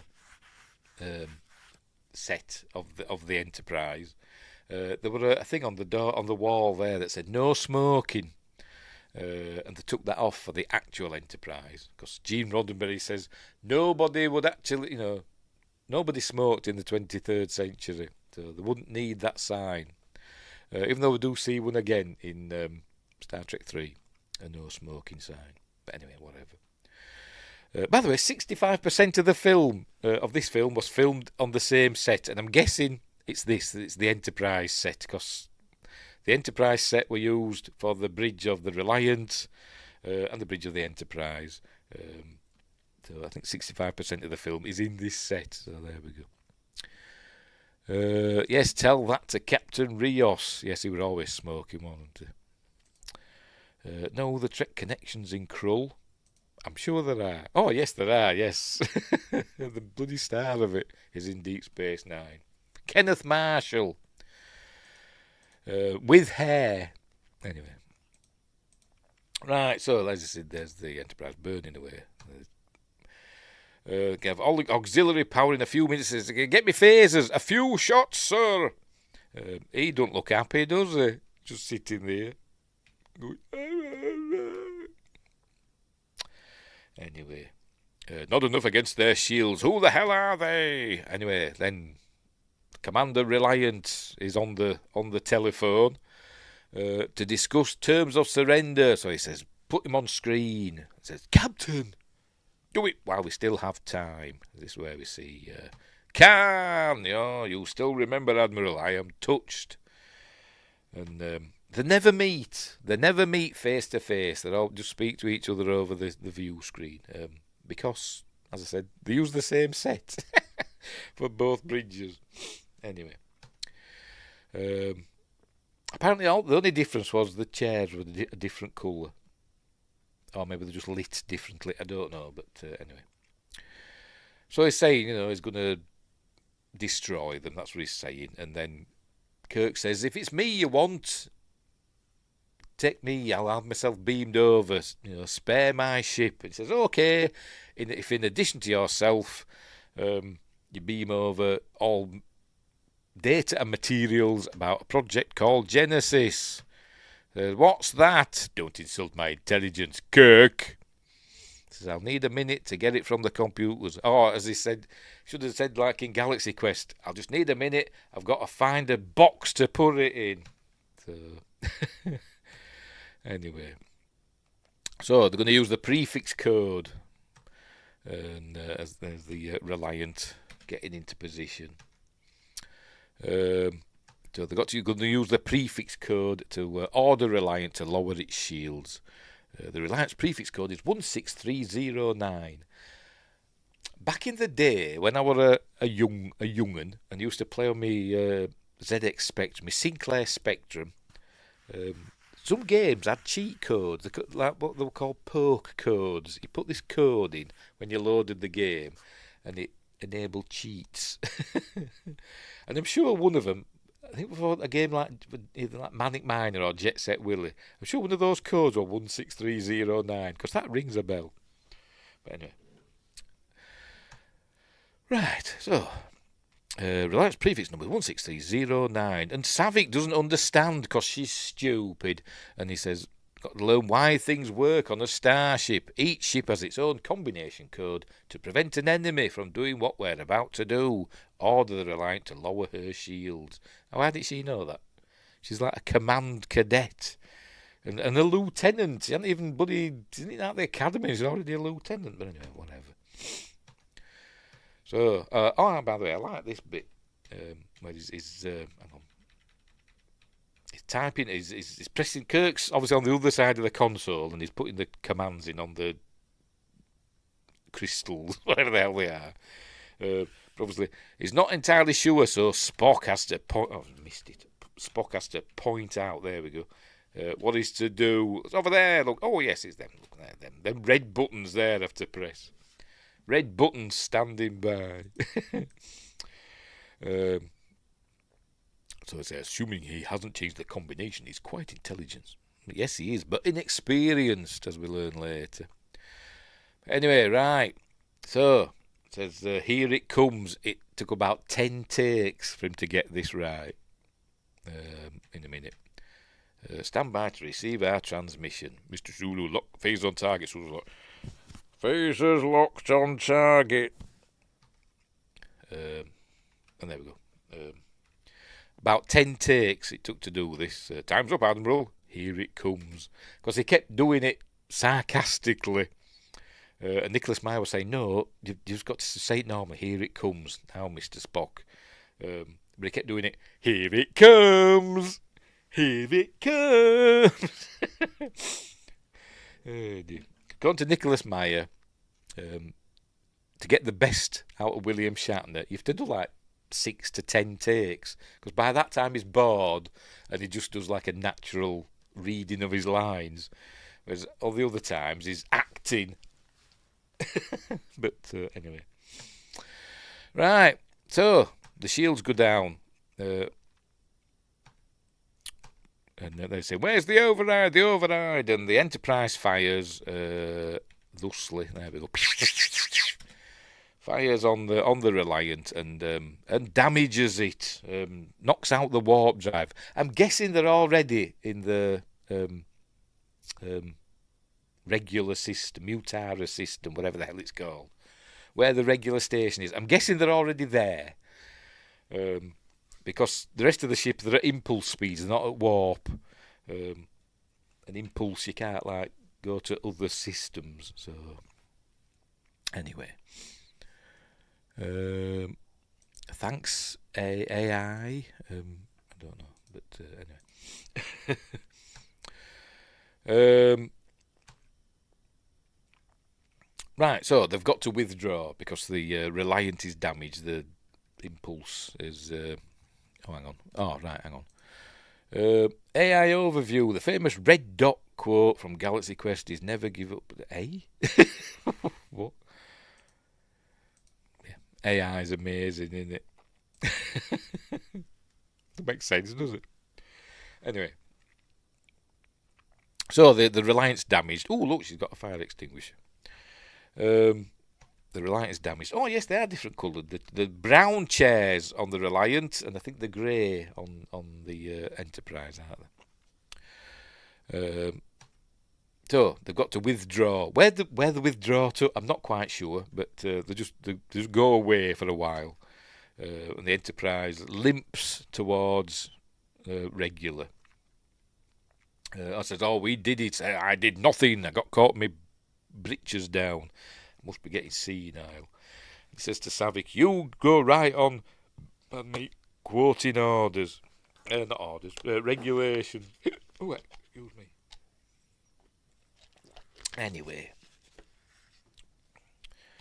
And then for some reason, they said, right, let's see how badly we're damaged. And for some reason, here he is, Scotty has brought Peter Preston to the bridge. I don't know why. Why don't you take him to sick bay? No, he's down in engineering. Instead of just going straight to sick bay, he's taking him all the way up to the bridge, and then they're going all the way back down to sick bay. Maybe he just wanted to prove a point to them bloody bridge officers. Anyway, whatever. I know it's a dramatic thing, I know, but anyway. Even Spock's shocked. Everybody goes, and Savick goes, and all that stuff. Right, so we see the damage. This is sick bay. People not looking well. I don't know if we're ever told how many crew were lost on this campaign. I don't know. But Peter Preston's not long for this world. He grabs hold of Kirk's tunic here, and so we're going to see Kirk's famously moving bloody handprint in a minute. But anyway, so here he is, grabs hold of his tunic. So, Admiral, is the word given? Aye, the word's given. Warp speed. It's obviously he's lying, but he's telling him what he wants to hear. And he's got a bloody handprint on his tunic, and then he dies. There we go. McCoy covers him up, and he stayed at his post when the trainees ran. Obviously, he's upset because it's his nephew, innit? Anyway, so they say, sorry, Scotty. So anyway, right. So he says, don't want to seem insensitive, but we need power. He says, I'll do my best. And obviously they're all shocked by what's happened. These poor kids. But anyway, they're good. They've limped to regular. So like I said, they must have been in that system to get there under impulse power. Because impulse power is only quarter light speed, full impulse apparently. Peter Preston, new action figure, now on sale from Nacelle. Oh dear. So anyway, so they've arrived. And there's nobody there, we learn. They're going to beam over. There you go, the Enterprise has arrived, look. Right, so they're going to beam to the station. We learn that Regular's essentially a big rock in space, and that Reliant could be hiding behind that rock. That's what we learn. Well, the beam down. There we go. I don't know if they built a special sets for the Regular space station, or if that's just another reuse of the Enterprise sets. I don't know. This could just be an Enterprise corridor that's been repainted. I don't know, but anyway, so they're having a mooch round the station. It's all spooky. It's even got rats. There we go. McCoy sees a rat, so they get everywhere. Is it a rat that's coming some cargo, or is it from an experiment? Did they have lab rats it's escaped? Don't know. You'd think they'd be beyond that, wouldn't you, in the 23rd century? But I'm guessing it's coming in some cargo, because they get everywhere, don't they? Anyway, but then he gets spooked. He's backing up, seeing the rat. He's backing up and backing up. By the way, this is the jacket that my mate's got. That is really good. Miles better than my stupid cosplay uniform that I've got. But anyway, he turns around, and I don't want to miss it. You see, if I go to the skip thing, there we go. And it comes across a bloody person. Now, he's covered in blood, not a bloody person. There he is. And he utters those immortal words. Jim! So I'm laughing because me and my mate do it all the time. Bones. Jim. Anyway, whatever. It's Wormtail. Who's Wormtail? Oh, the rat, yes. It's Scabbers, isn't it? It's Scabbers. Check its finger, see if it's got a thing missing. Scotty. Is Scotty Wormtail? Because he's got a finger missing, hasn't he? That one. No, that one on that hand. It's that one, isn't it? Which we see later on at the end of the film, I'll point it out. Right, so we learn that some of the regular scientists are being murdered by Khan, slit their throats. Oh, I see blood and stuff, blood everywhere. And then they find some life signs in this cupboard. I don't know what it is. I think she genuinely jumps here. I think I don't know. Did they tell Kirstie Alley we're going to break this glass? I don't know. She seems to genuinely jump. I will play it. Go on, do it. Do it. That looked like a genuine jump to me. So I wonder if they didn't tell her they were going to smash that glass. I don't know. Or maybe she's just really good actress. Anyway, there we see there's Chekhov and I'm guessing Tyrell as well in this whatever it is, cupboard, whatever. Oh my God! Right, Savick tells Uhura, we're fine. We'll get back to you in a minute. And then, it was Khan. He put creatures in our bodies in my big ear, which we're going to see again in a bit. But anyway, he's quite mad, Admiral. That's Captain Tyrell saying that. Paul Winfield, who we'll get to it later. Never mind. Anyway, so it's where we learned that he went into a range. He couldn't rage the Khan. He couldn't find the Genesis data or equipment. And so he killed the crew, the people that were there, slit their throats and stuff like that. But they wouldn't tell him. Anyway, so go and destroy the Enterprise, and the Reliant crew's marooned on SETI Alpha 5. Right, so they're going to go to the... and by the way... Oh, no, it isn't. Is it? No, it isn't. Never mind. One of in the background in here somewhere, I've probably missed it. There's one of them with the red lines. Whatever. Right, so they go to the transporter room, which looks very Buck Rogers, does this console, doesn't it? It doesn't look like a transporter console. Where's the things? The slider things. I can't see it, unless that's it there, I don't know. But it looks very Buck Rogers. I mean, in the 25th century, with Gil Gerard, that Buck Rogers. Anyway, so we learned that the beam down deep within regular. So, anyway. And they said stage 2 was going to be completed underground. It was going to be completed underground. Right, so this is where we get the famous coded messages. So he contacts Mr. Spock and he says, "What's our status?" And says, "If we go by the book, like Lieutenant Savick, hours will seem like days." Says, okay, I understand. So there you go. Auxiliary power has failed. We'll get it back in 2 days, but we won't get impulse power for 6 days, and all that stuff. So you can't even beam us aboard, not at present. So he says, "All right then. If you don't hear from us in 1 hour, get the Enterprise to the nearest starbase, contact Starfleet Command, blah, blah, blah." Right. And then who will return, we won't leave you behind. And if we don't contact you in 1 hour, there won't be anybody left behind. So they're going to beam down to regular. Bones says, what if they went nowhere? Then this would be your big chance to get away from it all. So off they go, beaming. Go on, beam. Beam, damn it. There they go.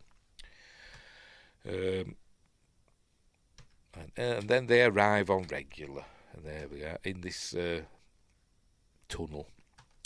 There's Genesis. But then they get attacked. There we go, by a fella and Medic Butrick as David Marcus.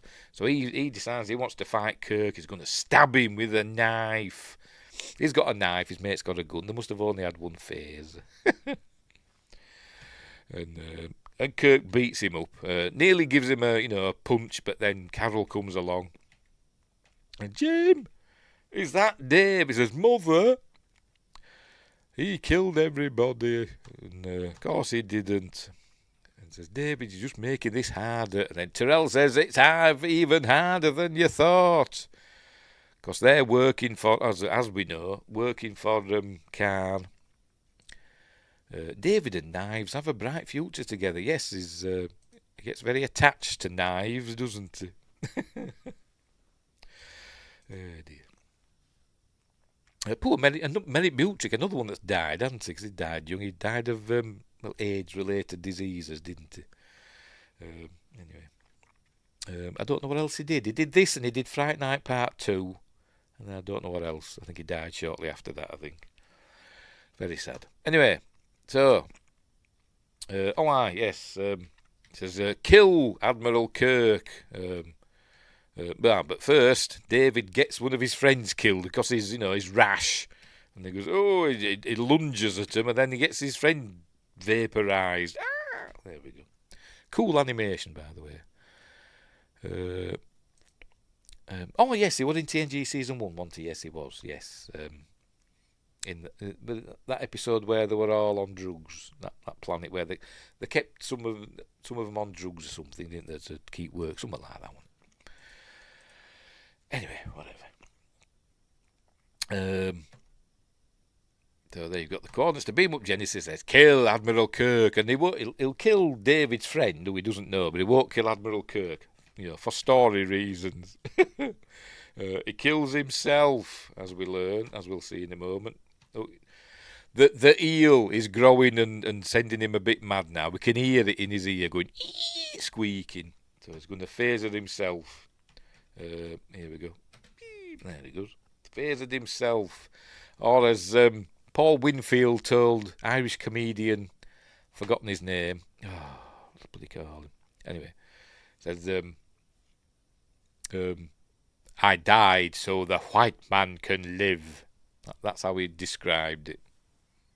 Thanks, Paul. Anyway, Chekhov doesn't shoot himself, but he collapses to the floor. We hear the eel. Bones runs over and goes with something in his ear, and it somehow makes the thing come out without killing Chekhov. There you go, does that look. By the way, and then we cut to Chekhov's big ear. Out it comes. And, oh, for God's sakes, what the goddamn! That's what he's saying. Here it comes. Now to Chekhov's big ear, which obviously is a big rubber ear basically that they've composited onto that, but it just kind of looks, I don't know, a bit weird, doesn't it? And then Kirk just shoots it with his phaser like that. A weird phaser beam, that, wasn't it? But anyway, never mind. And so that's the end of that. And then they're just going to look after Chekhov for a bit. Chekhov's big ear sounds like a 90s ska band or something. Maybe so.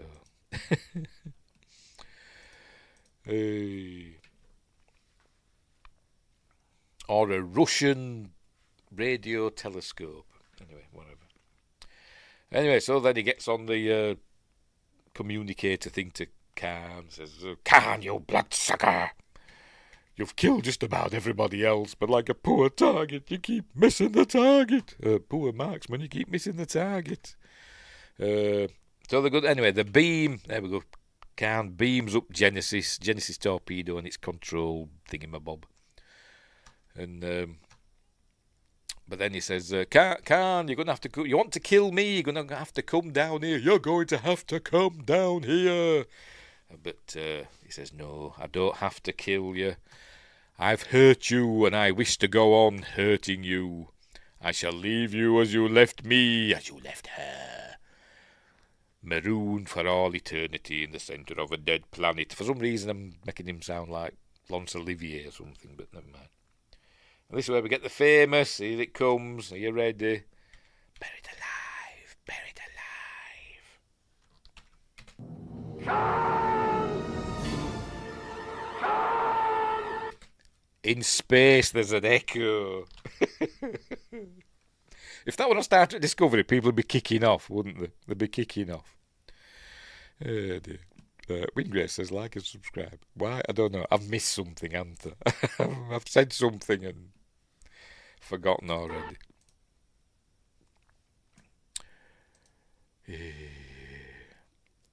Is that from Hamlet? I don't know. Shakespeare's not my forte. Anyway, right. So, then, cut. Don't know. Passage of time, maybe. But it must be nearly 2 hours later. Yeah. There's Chekhov. Just leaked out there. She's trying to get in touch with the Enterprise. By the way, they've gone back to old... I don't know, they look rubbish, don't they? The communicators in this look... It looks like a sardine tin, doesn't it? But anyway, whatever. In the motion picture, they had little communicators on their wrists, didn't they? And spoken to them like that. But now they've gone back to the good old communicators. But she's trying to get in touch with the Enterprise, but obviously they're not answering. They're on the radio silent. But McCoy saying, she's gone, or whatever. But we know she's not. Anyway, so...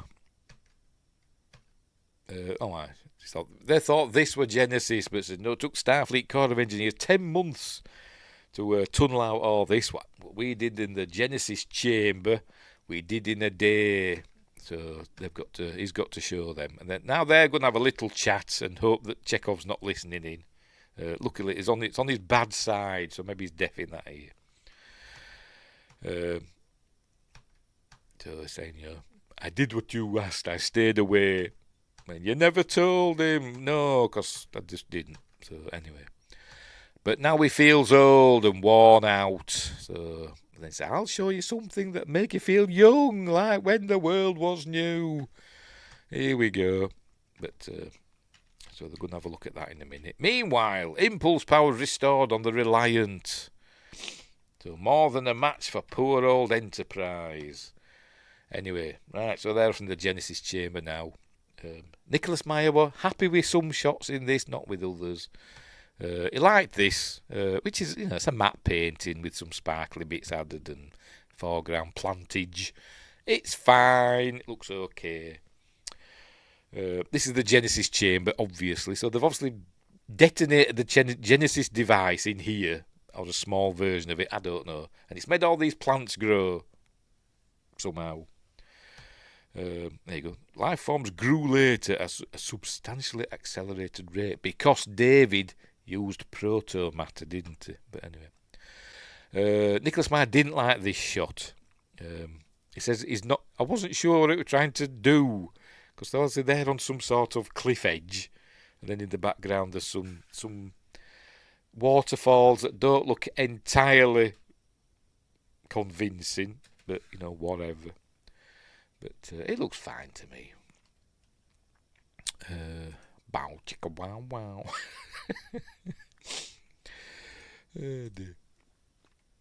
Anyway, so they've got some fruit. I think it's down there. I think Kirk eats an apple, I think, or of some sort. And what we're looking at here? I've never paused this to see. Is that upside down? Is it like, the stuff growing on the ceiling? Like, oops. So is it like gravity?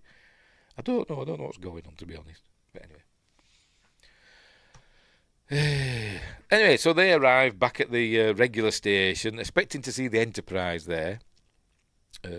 But says, where is she? She's not there, mate. There you go. She's buggered off. Want you listening in? They should think they're limping their way to the nearest starbase. Yes, an apple, because Star Trek 09.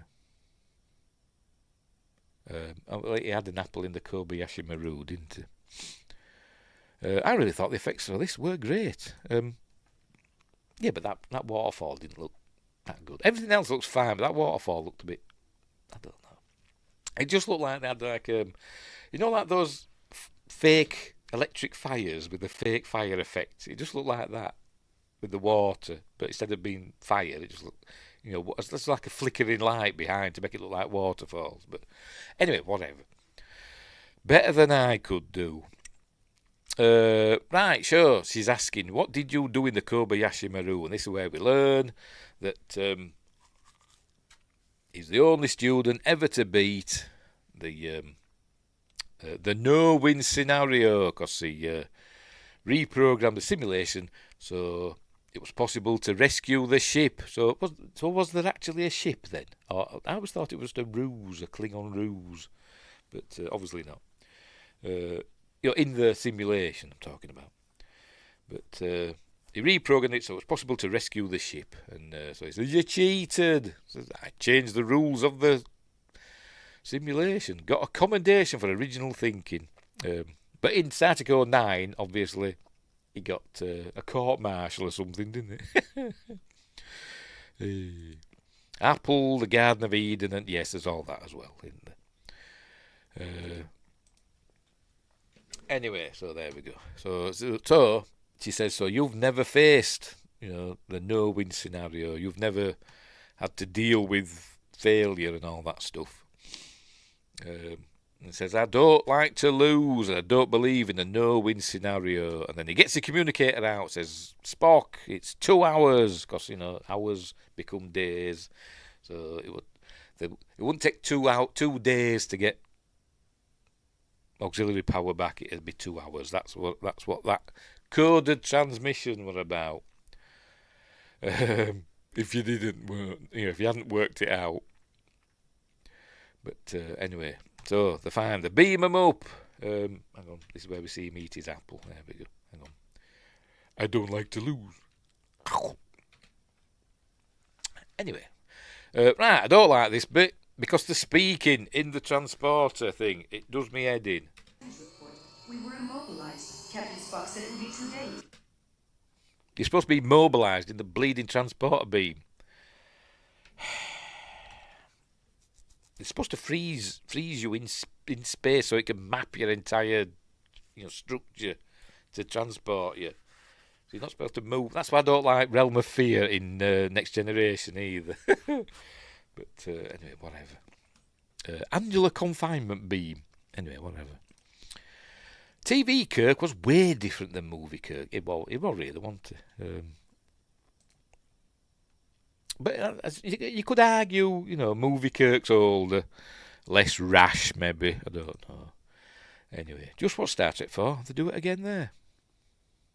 Do they? Well, speaking of transport, I can't remember. I know she's going with the beamer up, isn't she? Is that what you're on about? Anyway, whatever. But whatever. Anyway, right. So, I forgot to point out his bloody moving thing, didn't I? Never mind. He's got a nice clean tunic now. Right. We saw the blood thing on this tunic kept moving about. Oh, sorry, I've got rid of that then. The blood on his tunic kept moving about up his thing, didn't it? It started off down here and then it moved up here later on. But anyway, whatever. The transporter, the old death device, essentially, isn't it? It kills you and just rebuilds you somewhere else. It's a quandary, isn't it, the transporter? Anywho. Right, so they've got to go up the Jeffries tubes, there they are, because the turbo lifts aren't working. Anyway, so where we see that, there's the Enterprise, underneath regular, then we pan and see the, obviously regular is obviously a potato-shaped moon, because it's obviously not circular. But never mind. And there's the Reliant by the station. Right, so they're back on the bridge. They've got to head for the Mutara Nebula. It says, Scotty, can we make it? It says, Christmas reference. Here we go. Hang on, where are we? There's the Mutara Nebula 153 Mark 4. Scotty, can we make it inside? The Energizer's bypassed like a Christmas tree. So, Christmas mention. I've got a video about it. Did I mention this in the video? I can't remember. But Christmas in Star Trek. Right, so they're going to head out for the Mutara Nebula, where we learn that because of the stuff in the nebula, scanners and targeting things and shields won't work. It's an interesting theory, but I don't agree with it. I honestly don't know what the transporter does, to be completely honest.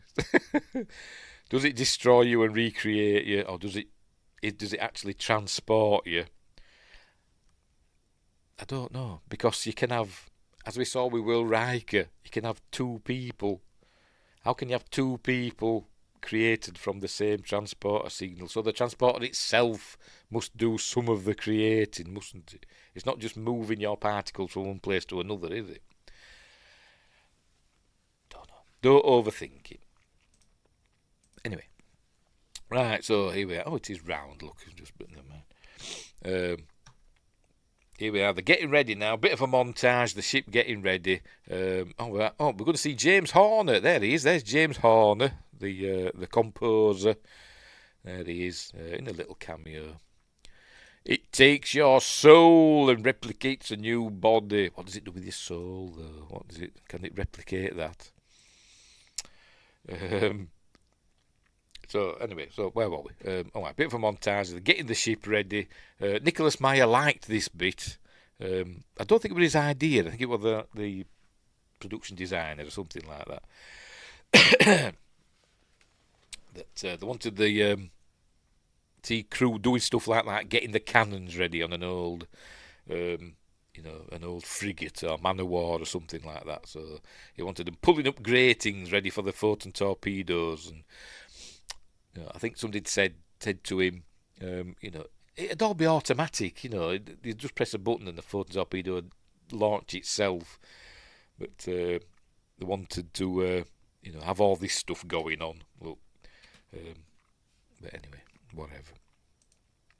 Because Nicholas Meyer did say, he thought Captain Kirk was Horatio Hornblower, and Gene Roddenberry kind of adopted that as well later after this. But at the time, he hated this film because he thought they made it too militaristic. But then later on, he would say, Kirk is Horatio Hornblower. That's why, we love Gene Roddenberry, but bit of an idiot. Much like George Lucas, I've got to be honest. They've created amazing stuff, but, whatever. They're idiots. At times, they say silly things sometimes, but bless them. Correct, too much to go into. Yeah, it's a discussion for something else, isn't it, the transporter. Go over to Trek Yards and ask them about it. Anyway, there's I think it's the first time we see an actual torpedo, isn't it? Photon torpedo. Right, so anyway, there they are heading for the Mutara Nebula, which is, we learn, we don't learn, but which is, when they get there, they've not got there yet, is just V'ger, just different colour, but the V'ger cloud. Anyway, there she is, point. Anyway, so off they go after the Enterprise. There we go, they're heading into Purple V'ger. Here they go. Estimating nebula penetration.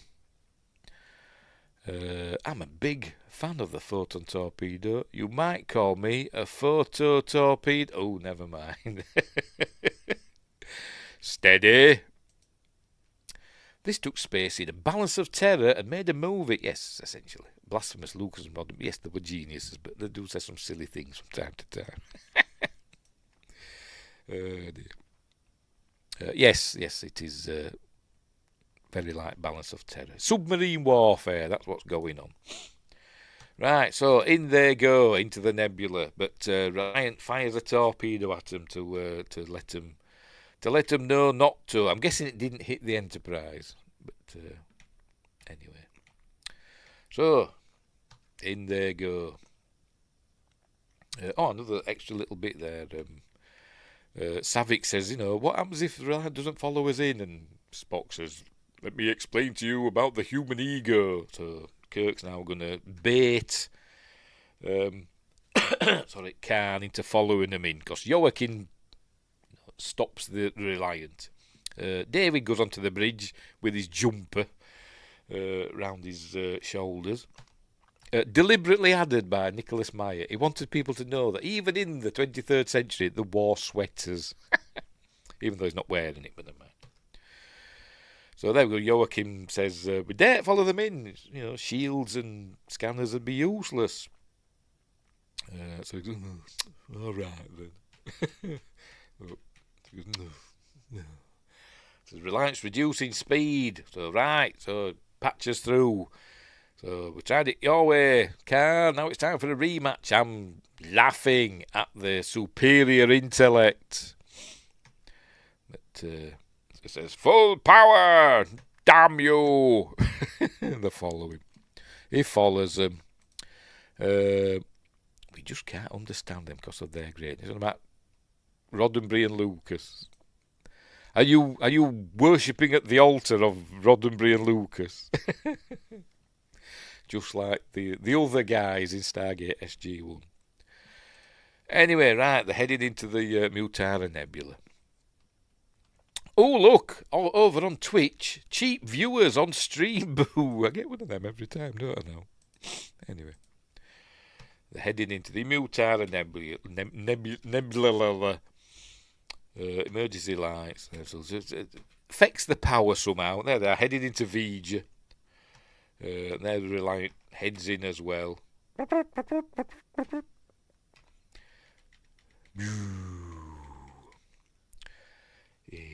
Anyway, right. Raise the shields, as I suspected. Shields are not operational. So we get some cool shots of the Enterprise and Reliant, just flying around blindly. So here comes the Enterprise. There's the Reliant. The Enterprise behind it. Oh, look. They just see it on the screens all. Oops, what happened then? Press the wrong button. Because I don't want cheap viewers. I want expensive ones with quality. Yes, like that's a cheap viewer. That what we're seeing there. They got that from Temu. Justice still going on about Roddenberry. I respect them, but yeah, they did make some blunders. They're only human. But anyway, there we go. See the Reliant. Phasal auction operative. Best guess, Mr. Zulu. I just noticed that. Oh, great subtitles. Mr. Zulu, fire when ready. Unbelievable. Anyway, so there we go. They just graze the Reliant. Says, return fire, torpedoes, and it misses wildly. Look, nowhere near. Anyway, so they're still plodding about. But then, obviously, Cairns thought, right, full stop, bring us about, set course, 180, Mark 0. I think that just turns you around. Sorry, just having fun, Mr. Zulu. So if this were like an airplane film, they'd turn around and they'd be there, wouldn't it? With, like, bone necklace and stuff like that, and a big shield, and Michael Caine in a British Red Soldier's uniform, trying to shoot him. That's a film we'll have to do one day, Zulu. Anyway, so he's going to play chicken, basically. Playing chicken with the Enterprise, isn't it? His Khan. So here he goes. Just get a glimpse through the static. There he goes. Phaser starboard, hard to port, or whatever he says, or hard to starboard, whatever. The Reliant fires again on the Enterprise. Hits this bit. I think we're going to see a man actually die now. I'm going to show it. Here we go. Hang on. This poor fella here. It was a good stunt man. I think he's dead. Do you reckon? Didn't he die in real life? I'm only kidding. No, he didn't. But probably a whole memorial venture for crewman Zulu. It probably is. Zulu is a good film. Yes, it is. Zulu Dawn's not bad. The prequel to it. But Zulu's great. There we go, firing back, hitting the, there we go, lots and lots of damage, and crew, Khan's crew getting killed and stuff. Pretty much done in the Reliant now. Pretty much everybody's dead. I think Joachim's cop for it. Hang on. Oh, in a minute. This is a great battle scene, and that death scream. What a death scream. Hang on, let's go back. Right, let's have a listen. Round here somewhere. Well, that. Ah!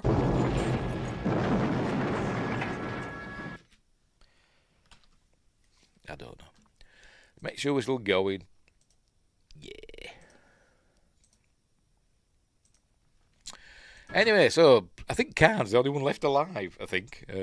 But first, the Enterprise is badly damaged.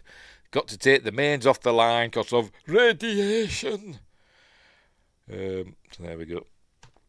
And they haven't got warp power. Then Joachim dies, except he's not quite dead. Look, you ready? He's going to close his eyes now. You ready? Watch him close. He's dead. He's died now, but he's got enough life to close his eyes. There you go. Oh dear. You don't deserve a credit for that, Judson. Judson Scott appeared in TNG as well, didn't he?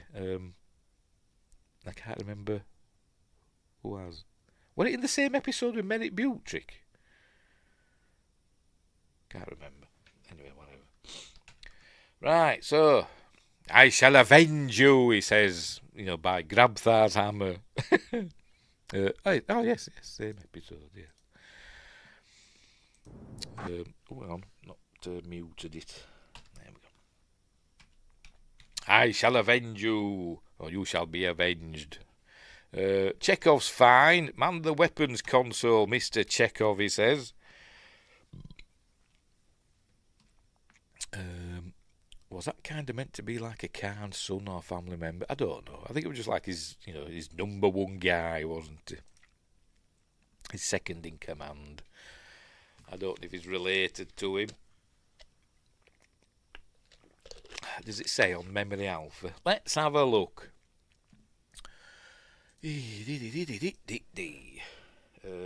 Star Trek.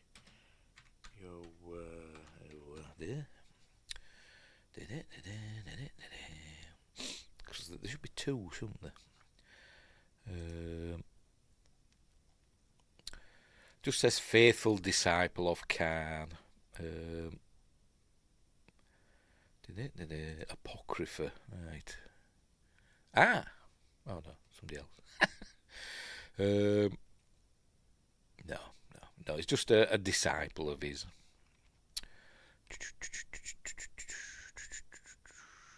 All right. According to a novel, To Reign in Hell, The Exile of Khan Noonien Singh, by Greg Cox, Joachim is the son of Joaquin from the original series. So maybe that's why he's younger than a lot younger than Khan. So born on... No, he can't have been born on SETI Alpha 5. I don't know. Khan decides to raise Joachim as if he were his own son. Don't get it. After Joachim and Ling both die defending Khan in battle, Khan decides to raise Joachim as if he were his own son. Is that before SETI Alpha 5? It says here they got married on SETI Alpha 5 after they were left on SETI Alpha. But that were only 15 years earlier. So is he 15?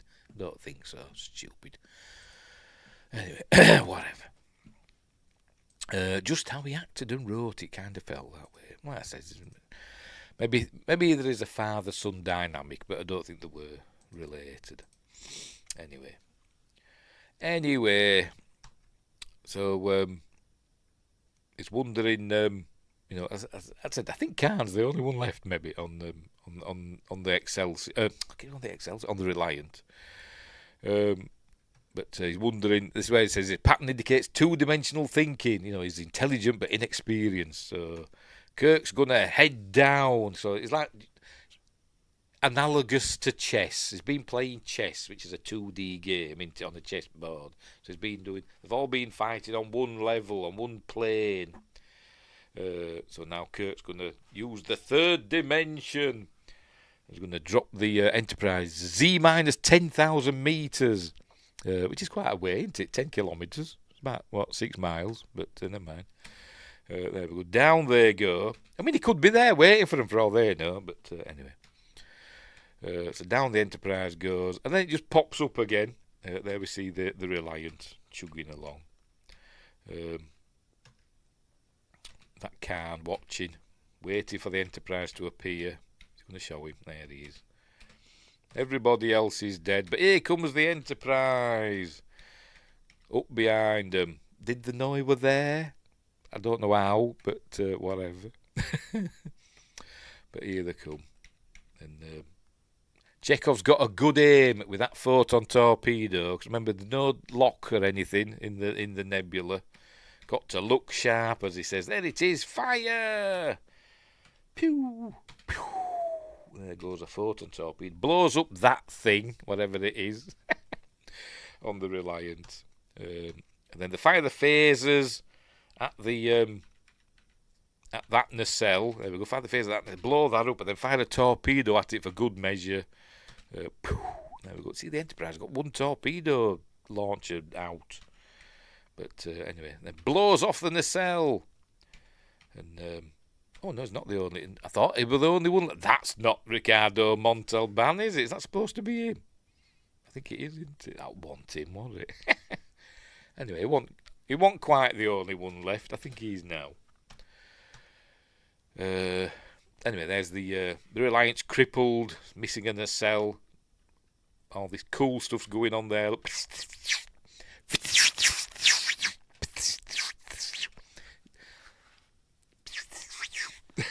You've got to do it. You've got to do it. Anyway, so they say, there we go. Send to Commander Reliant, surrender and prepare to be boarded. So, anyway, we see he's dying. He's all burnt now, just like Peter Preston. So he does his old, from hate's sake, I stab at thee. Quoting Moby Dick and Captain Ahab. To the last I will grapple with thee. Go on. For hate's sake. Whatever. I spit my last breath at thee or whatever. But anyway, he's activated the thingamabob. Genesis device. Good scene. Not quite as good as Benedict Cabbage Patch. God, I hate that film. There we go, scanning the engine source and Reliant. A thing I'm not familiar with. Anyway, says it's the Genesis wave. They're on a countdown to detonation. That's how he says it. They're on the countdown to detonation. Got to play it. It just sounds very mid, as though he's from Kansas as well. I don't know. It's the Genesis wave. What? They're on a build-up to detonation. They're on a build-up detonation. Sounds almost like Trip, doesn't it? Looks a bit like him as well. Wonder if he's related. There we go. 4 minutes to detonation, and they're getting on. Scotty, need warp speed in 3 minutes, or we're all dead. Scotty, why aren't you answering? So then Spock heads off to the engine room. There he goes. Look, nobody's noticed. Sulu, get us out of here, best speed. So instead of like just heading that way, it spends ages turning the ship around. Stupid man. Just gone that way. You're pointing in that direction, go that way. Not spending like a minute and a half turning the ship around, but never mind. Right, Spock's arrived in engineering. There's Scotty, not being well. He's just fed up. He says, no human consolidated radiation in there. He says, as you're fond of pointing out, I'm not human. Merritt is from Florida. So is Trip, isn't he? I think Connor Trinneer's from Texas, though, isn't he? I think. Is he? Anyway, whatever. Justin says, it's so amazing that Khan versus Kirk in this movie because they don't physically meet in any. In this film, they never meet face to face. It's all over view screens. As I said, because it was the same set. So obviously they couldn't do it at the same time. Anyway, so he's going to give McCoy the old Vulcan neck pinch. There he goes. And he does the old remember, which they added. There you go. Because they wanted an out, just in case. Because, that's it, Leonard Nimoy said he wasn't coming back. They'd do this film if they killed off Spock. Spoilers, what's going to happen in a minute. If you haven't seen it. But they wanted, something that they could use in the next film. So they thought, we'll do this. So this mind meld. Remember. Pardon me. This scene shows how much Spock trusted Bones. Yes, I mean he could have stuck his Catra in Scotty, couldn't he? But no, he stuck him in Bones. Maybe he thinks Bones got a lot of empty space up there. I'm cutting in onions. That's in a bit. I'll be cutting onions. Me too, Wingrace, and some dust in my eyes. It's not quite Cocoon, though. Not quite Cocoon. Anyway, right, so in he goes, fixing the ship, and Scott is suddenly full of life and vigour. Spock, get out of there, you'll be killed. The Enterprise is limping away after spending half an hour turning round. But anyway, they'll say, we're not going to make it our way. Anyway, Spock, I don't know what the hell this is, but is doing something with it and fixing it somehow. Sticking his hands in and all that. And then suddenly it all comes on. But he's still, Khan's still being all full of vengeance. From hell's heart I stab at thee.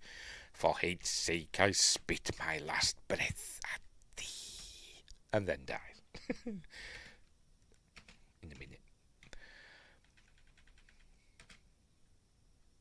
I thought we saw him. Oh, I thought I could have swore on this one I watched. We saw him actually slip down, and die. This is in a minute. Oh, maybe not. Then suddenly, hey, everything's back on. Everything's nominal. The mains are back on the line. So there goes warp speed, Mr. Sulu. Off it goes, and there the Reliant explodes. And the explosion's that big it drowns out the nebula. And we see the stars all of a sudden.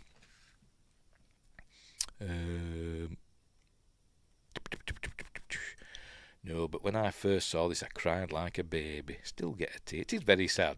I must admit. His was the most. But we'll get to that.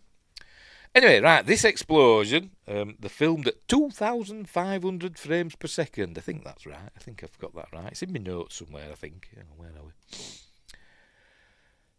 I think I probably haven't now I've said that. Here we go.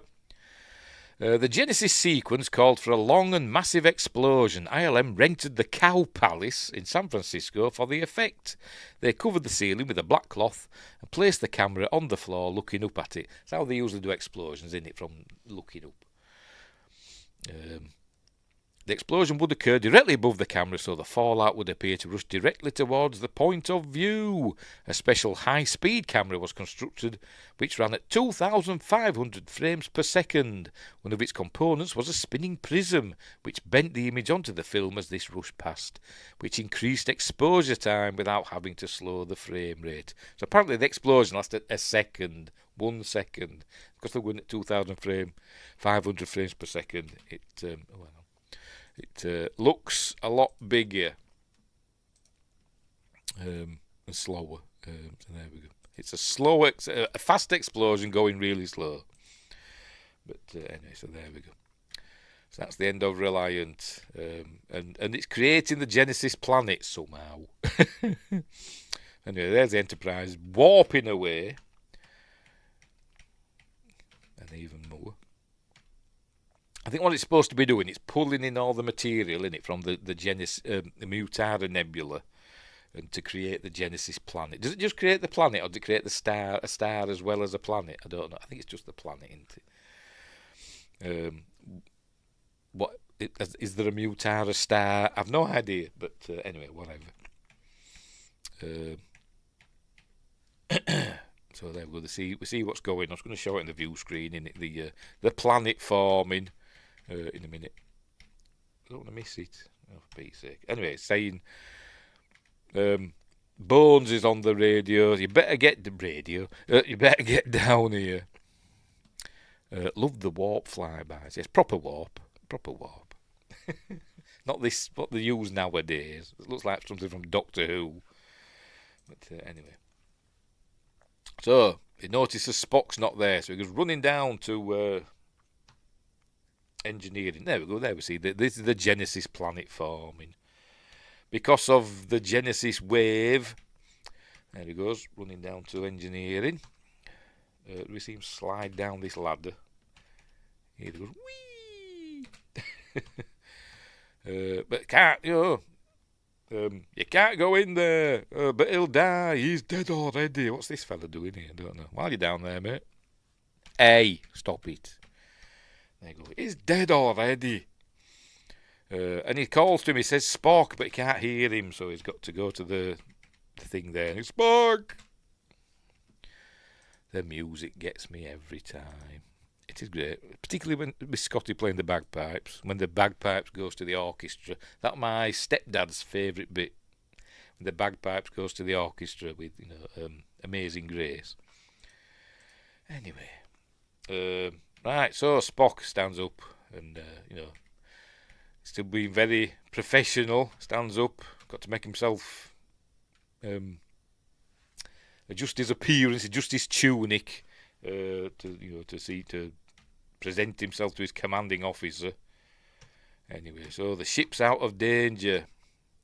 The needs of the many outweigh the needs of the few. Or the one. And this is his own Kobayashi Maru test. In this universe, Spock didn't create the Kobayashi Maru test. That was in the 2009 version. But what do you think of my solution? Anyway, so it says, you have been and always shall be my friend. Live long and prosper. And then he dies. And then, Kirk, they're defeated. That's what I was thinking when I was watching it earlier on. I think he's won, but he's defeated, isn't he? So, there we go. He's won, but it's cost him the life of his best friend. And then we cut to the Spock's funeral. I'm going to see if AI could do a bagpipe tune. Or that AI music. Probably. Just put it in bagpipe in the description. Anyway. Were they going to show us the actual Kobayashi Maru in Enterprise Season 5? I've no idea. I don't know. No, that whimper is heartbreaking when he does his was the most. Anyway. Right, so, Spock's funeral. There's Scotty. Where are we? There's Scotty getting ready with his bagpipes. So, we're going to learn that of all the souls he has encountered, his was the most. Well, we're going to do it here, aren't we? There we go. We'll just play this out. Because everybody's crying. There we go. Human.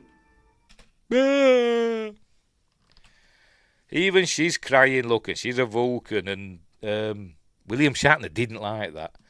He said to Nicholas Meyer, says, why is she crying? She's a Vulcan, they don't have emotions, which is wrong anyway, they do have emotions, but apparently she's supposed to be half Romulan, so she's trouble keeping her emotions in check, so, but, I liked it. Need some tribble blood, yes, some red matter. It's always got to have red matter in, hasn't it? Tribble blood in that case. Anyway, so his was the most human. So there we go. You can just see there, I'm on about James Doohan's missing middle finger. You could just make it out there on his bagpipes. There, his middle finger's missing. Shot off in the war. In Second World War, had it shot off. Well, he had it shot, and then they had to have it amputated. It took 6 bullets. 4 in his leg, 1 in his finger, 1 in his chest, and he had a silver cigarette case that saved his life in the World War II. But he lost a finger, and there it is, the missing finger. And Justin's tearing up. Yes, I'm a little bit watery-eyed. It is very sad. But we know he's going to be back. Spoilers. So there we go, the launch. This is the bit that my stepdad liked, because you can hear the bagpipes, Scotty, and then it cuts to the orchestra. That always brought a tear to my stepdad's eye, because he was a musician, he was a drummer, but you can class drummers as musicians, can't you? But so that's for you, Morris. I'm filling up actually, thinking about Morris. He's not with us anymore. Anyway, so there's all very sad. Anyway, his glasses are broken. He's going to read his Tale of Two Cities, but his glasses are broken. So he'd have to shut one eye, wouldn't he? But now he can't see. This is where the rapprochement between David and Kirk and his dad, where obviously his mother's told him, and he's proud to be his son. Yes, he's saying, you've never experienced this death like this and all that. So he says, I've cheated death and patted myself on the back of my ingenuity, but never like this. I mean, he's lost people, but never his best friend. Anyway, so he's saying he were wrong about him, and he's proud to be his son, so they're going to have an awkward hug. It is a bit awkward, but understandably so. And there's the Enterprise. That's going to head back for Earth.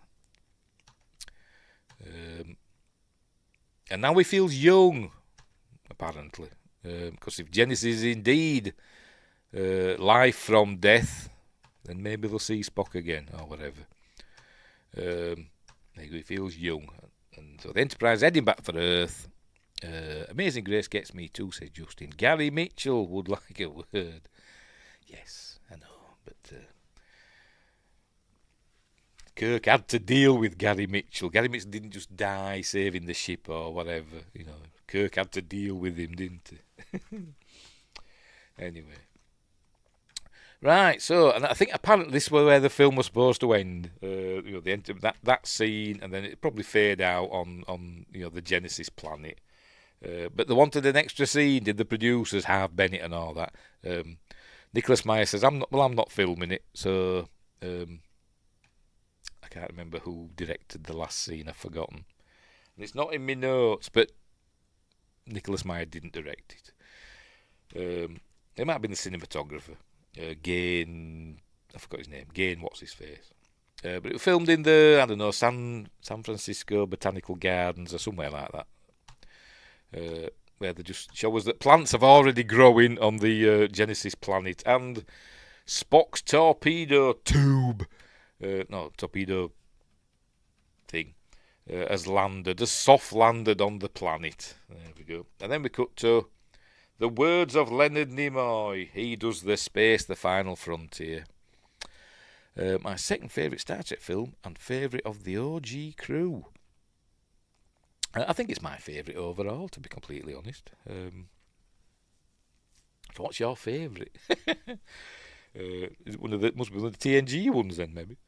I'm guessing. Oh, pardon me. I think this is my favourite overall. But anyway, so then we cut to Leonard Nimoy's voice, I think, in a minute. The Starship. Yeah. Enterprise. So they wanted Leonard Nimoy in to do the last soliloquy. But anyway, this is my favourite. It's not the best. Well, the favourite is different from the best, isn't it? Our First Contact's Justin's favourite Star Trek. Yes, really good, his First Contact. Yes, it is. This is the best, but not my favourite. Oh, so what's Windgrace's favourite?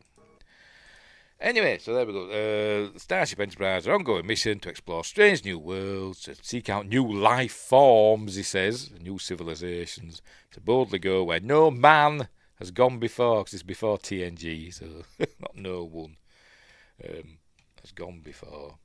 But I like this as it's supposed to be like on the Enterprise or whatever, but going through, and I like how the stars just all disappear. We just fly past the stars, and then they're gone. Look. Jin. Black screen. Cool. Of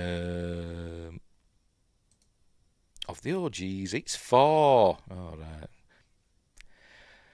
I like it, but it kind of does me head in. That one scene, nuclear vessel scene, it does my nutting, does that scene. It's just a fun thing to put on. Yes, it is. It's cool. Personal favourite is Insurrection. All right. Cool. I don't mind Insurrection. I said it gets critical pasting, doesn't it? But anyway. Right, so anyway, that's the end of Star Trek 2, The Wrath of Khan. There we go, there's the cast. No Judson Scott listed. He's not related to Jolene Blaylock. I looked it up. He's not related. But he's done a lot of stunts in Star Trek movies and Next Generation and all that. So there we go. Teasing us now is Windgrace. Anyway, so there we go. So that's the end of Star Trek 2, The Wrath of Khan. Great film, one of the best films, in my opinion, ever made. Just outright, it's up there. Among, my top favourites. It'd be my top 10. I've done my top 5, haven't I? Have I? I don't know. I can't remember now. I can't remember. Did I? I did the top. No, I think I did the top 10, didn't I? And it wasn't in there, was it? I don't think it was. I can't remember. Be my top 15 then. Somehow Khan returned. Those Sith. Anyway, oh, cracking, done something wrong. Right, so there's nothing after the end credits. There's nothing. Spock will return, or does it? Have they added it? Mr. Spock will return. No, it just ends. Look, it just ends. Should have done that, shouldn't they? Anyway, right. So there we go. That's the end of Star Trek II: The Wrath of Khan. Great film. Anyway. Right, so we'll leave it there. Let's say, go and watch it. I've got the 4K. Can't tell the difference between bloody 4. I don't know why I keep buying 4Ks. I don't know why. Because I genuinely can't tell the difference between a 4K, usually, and a Blu-ray. And I've got a 4K player and a 4K telly. It's all a big swizz. Spock will return in Avengers Secret Wars. You never know. You never know. Right, what's coming up next? So on Wednesday, I'll be doing me season 7 of Next Generation. You know, we'll talk about every episode of Star Trek. My thoughts on every episode of classic Star Trek. So we're up to season 7 of the Next Generation. So I've nearly done watching that. On Friday, for Friday Night Point with Fear, we're doing Bait 3D. So we won't be watching it in 3D, but that's supposed to be 3D, isn't it? That, can you see it moving about? Look cool. A fun film about sharks in a supermarket in Australia. But it's a good film. I like it anyway. And then next Monday's Magnificent Mondays, we're doing Elysium with Matt Damon. Cool film from Neil Blomkamp. I like that film. So that's what's coming up. Right, so we will leave it there. Winger says, can't say I've seen Bait. It's all right. It's not bad. A bit daft, but not bad. Anyway. Right, so thanks Justin34 and Wingrace for keeping me company while we talk about Star Trek II: The Wrath of Khan. I'm sure I forgot something. Let's have a look at my notes, see if I've remembered everything. In Star Trek the Motion Picture, Chekhov was burned on the hand. In this film, he has a SETI eel crawl in his ear. Walter Koenig joked that this film should be called Star Trek II: Chekhov Screams Again. Anyway, Nicholas Meyer admits that Khan's familiarity with Chekhov is a mistake, but defends this, citing Sir Arthur Conan Doyle, who frequently had trivial errors in his Sherlock Holmes stories, but made no apologies for them. He mentions that in the commentary on the disc. Is that it? Kirstie Alley slept with her Vulcaneers on at home during production. It's another one. The original title for this film was Star Trek The Genesis Project. Then it was going to be Star Trek The Undiscovered Country, which Meyer obviously used in Star Trek 6. And it became The Vengeance of Khan, which they thought would be too close to, Revenge of the Jedi, which came out a year after. But then they changed that name, didn't they? But anyway, whatever. What else? Oh, there we go. I knew I'd seen it somewhere. In Space Seed, approximately 80 genetically engineered supermen were left behind on SETI Alpha 5 by the Enterprise. By the time of this film, only 15, including Khan, are left. 20 were killed by SETI eels, the rest through other means, presumably as a result of the explosion of SETI Alpha 6. Hang on, where are we? Justin says, Elysium is great, loved it. It is a good film, is Elysium. Who? I thought his name was, and the gentleman who plays Chekhov. Yes, that's what William Shatner calls him, isn't it? Dead funny, is that? That'd be me, though. You know what I'm like with names. Excuse me. Always fun and happy. Some paddies and drink responsible. I'm not drinking anything. I've got water. If I'd have remembered, I should have got some Guinness, shouldn't I? 'Cause that's a meal in itself, as a pint of Guinness. Also, this was Harve Bennett's first Star Trek film. He helped get the franchise on track. Yes, he did. They came from TV, didn't they? And used a lot of TV techniques to help keep the budgets down and stuff. Might need to get a Killian's. Is that like? Oh, is that like is that like Guinness? Or a Guinness? Anyway, I was reading through me notes, wasn't I? Oh, I meant to check that and I forgot. Never mind. Apparently, the stars. I'll just read it out. Computer graphics programmer Lauren Carpenter wanted the stars appearing behind the planet during the Project Genesis demo to be accurate and relative to its location in space, yet contain constellations visible from Earth. He and Lucasfilm computer graphics research director Alvy Ray Smith, who later co-founded Pixar, chose the star Epsilon Indi. While a dozen light years from Earth, the Big Dipper, comprised of the 7 brightest stars in the constellation Ursa Major, is visible there and appears much like it does from Earth, except Earth's sun appears in the constellation as an extra star. And I forgot to check. And I've taken it off now, we can't go back. Never mind. Or can we? Can we go back and check? Yes, we can. Sod it. I want to see it now. I want to see Earth. Not Earth, the sun in... the thingamabob. Right. Where are we? Here we go. Right. Oh. Are there any other things to read out? 65% of this film was shot on the same set. That's about it. Right. Right.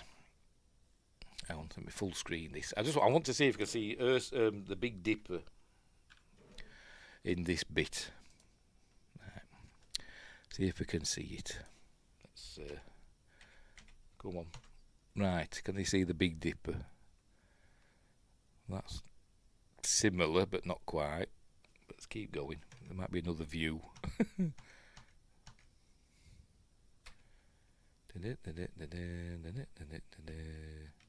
Oh, go back.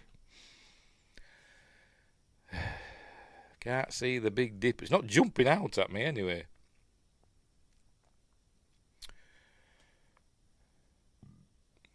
Can anybody see the Big Dipper in there? Can definitely see the Big Bopper. Did he die in a plane crash? Was he with Buddy Holly? I think he was, wasn't he? Anyway, whatever. It's not jumping out at me, the Big Dipper in that. That earlier one, that was the closest.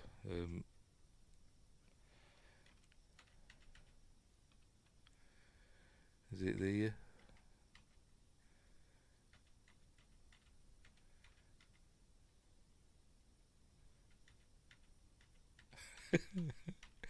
I don't care. I'm taking my time. I don't care. I'm taking my time. We're live.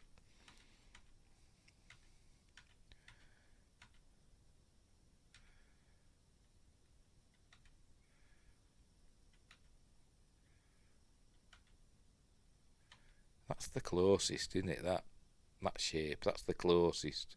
Is that supposed to be the sun? The sun's not blue. I don't know. Whatever. I'll take their word for it. I'll take their word for it. Anyway. Right, we'll leave it there. We're done and dusted. Right, so. Yeah, sorted. Right. Oh, we're going to do this in April. Is it April? I can't remember now. When's... There's two. There's Federation Day, isn't there, which is April. I can't remember. Sometime in April, isn't it? And the Star Trek Day, and I can't remember which is when that is. But anyway, whatever. The next one we'll do whenever. At that time. Right, so we'll leave it there. We're all done and dusted. Right. Thanks for watching. Wherever you are, look after each other. And until next time... Hang on, where's my stuff? Until next time... I'll go out, by the way. We'll go out with Finnegan and then the outro thing. So until next time, I'll say the. And happy St. Patrick's Day. Hang on. Speaking of April, I don't have an April Fool's idea. Me neither. I hadn't even thought about it, to be honest. I've got to remember my sister's birthday is coming up in April. Hope I don't forget. Right, so yes, you take care, and you take care, and everybody else take care. Right, we're going. See ya. Hang on. What you still doing on? Right. See ya. Get up! Get up! Always fight fair, don't you? You're stupid underclassmen. I've got the edge. I'm still 20 years old.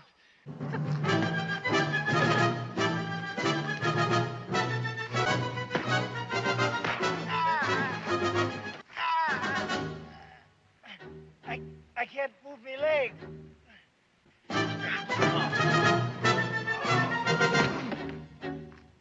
Can you feel that now?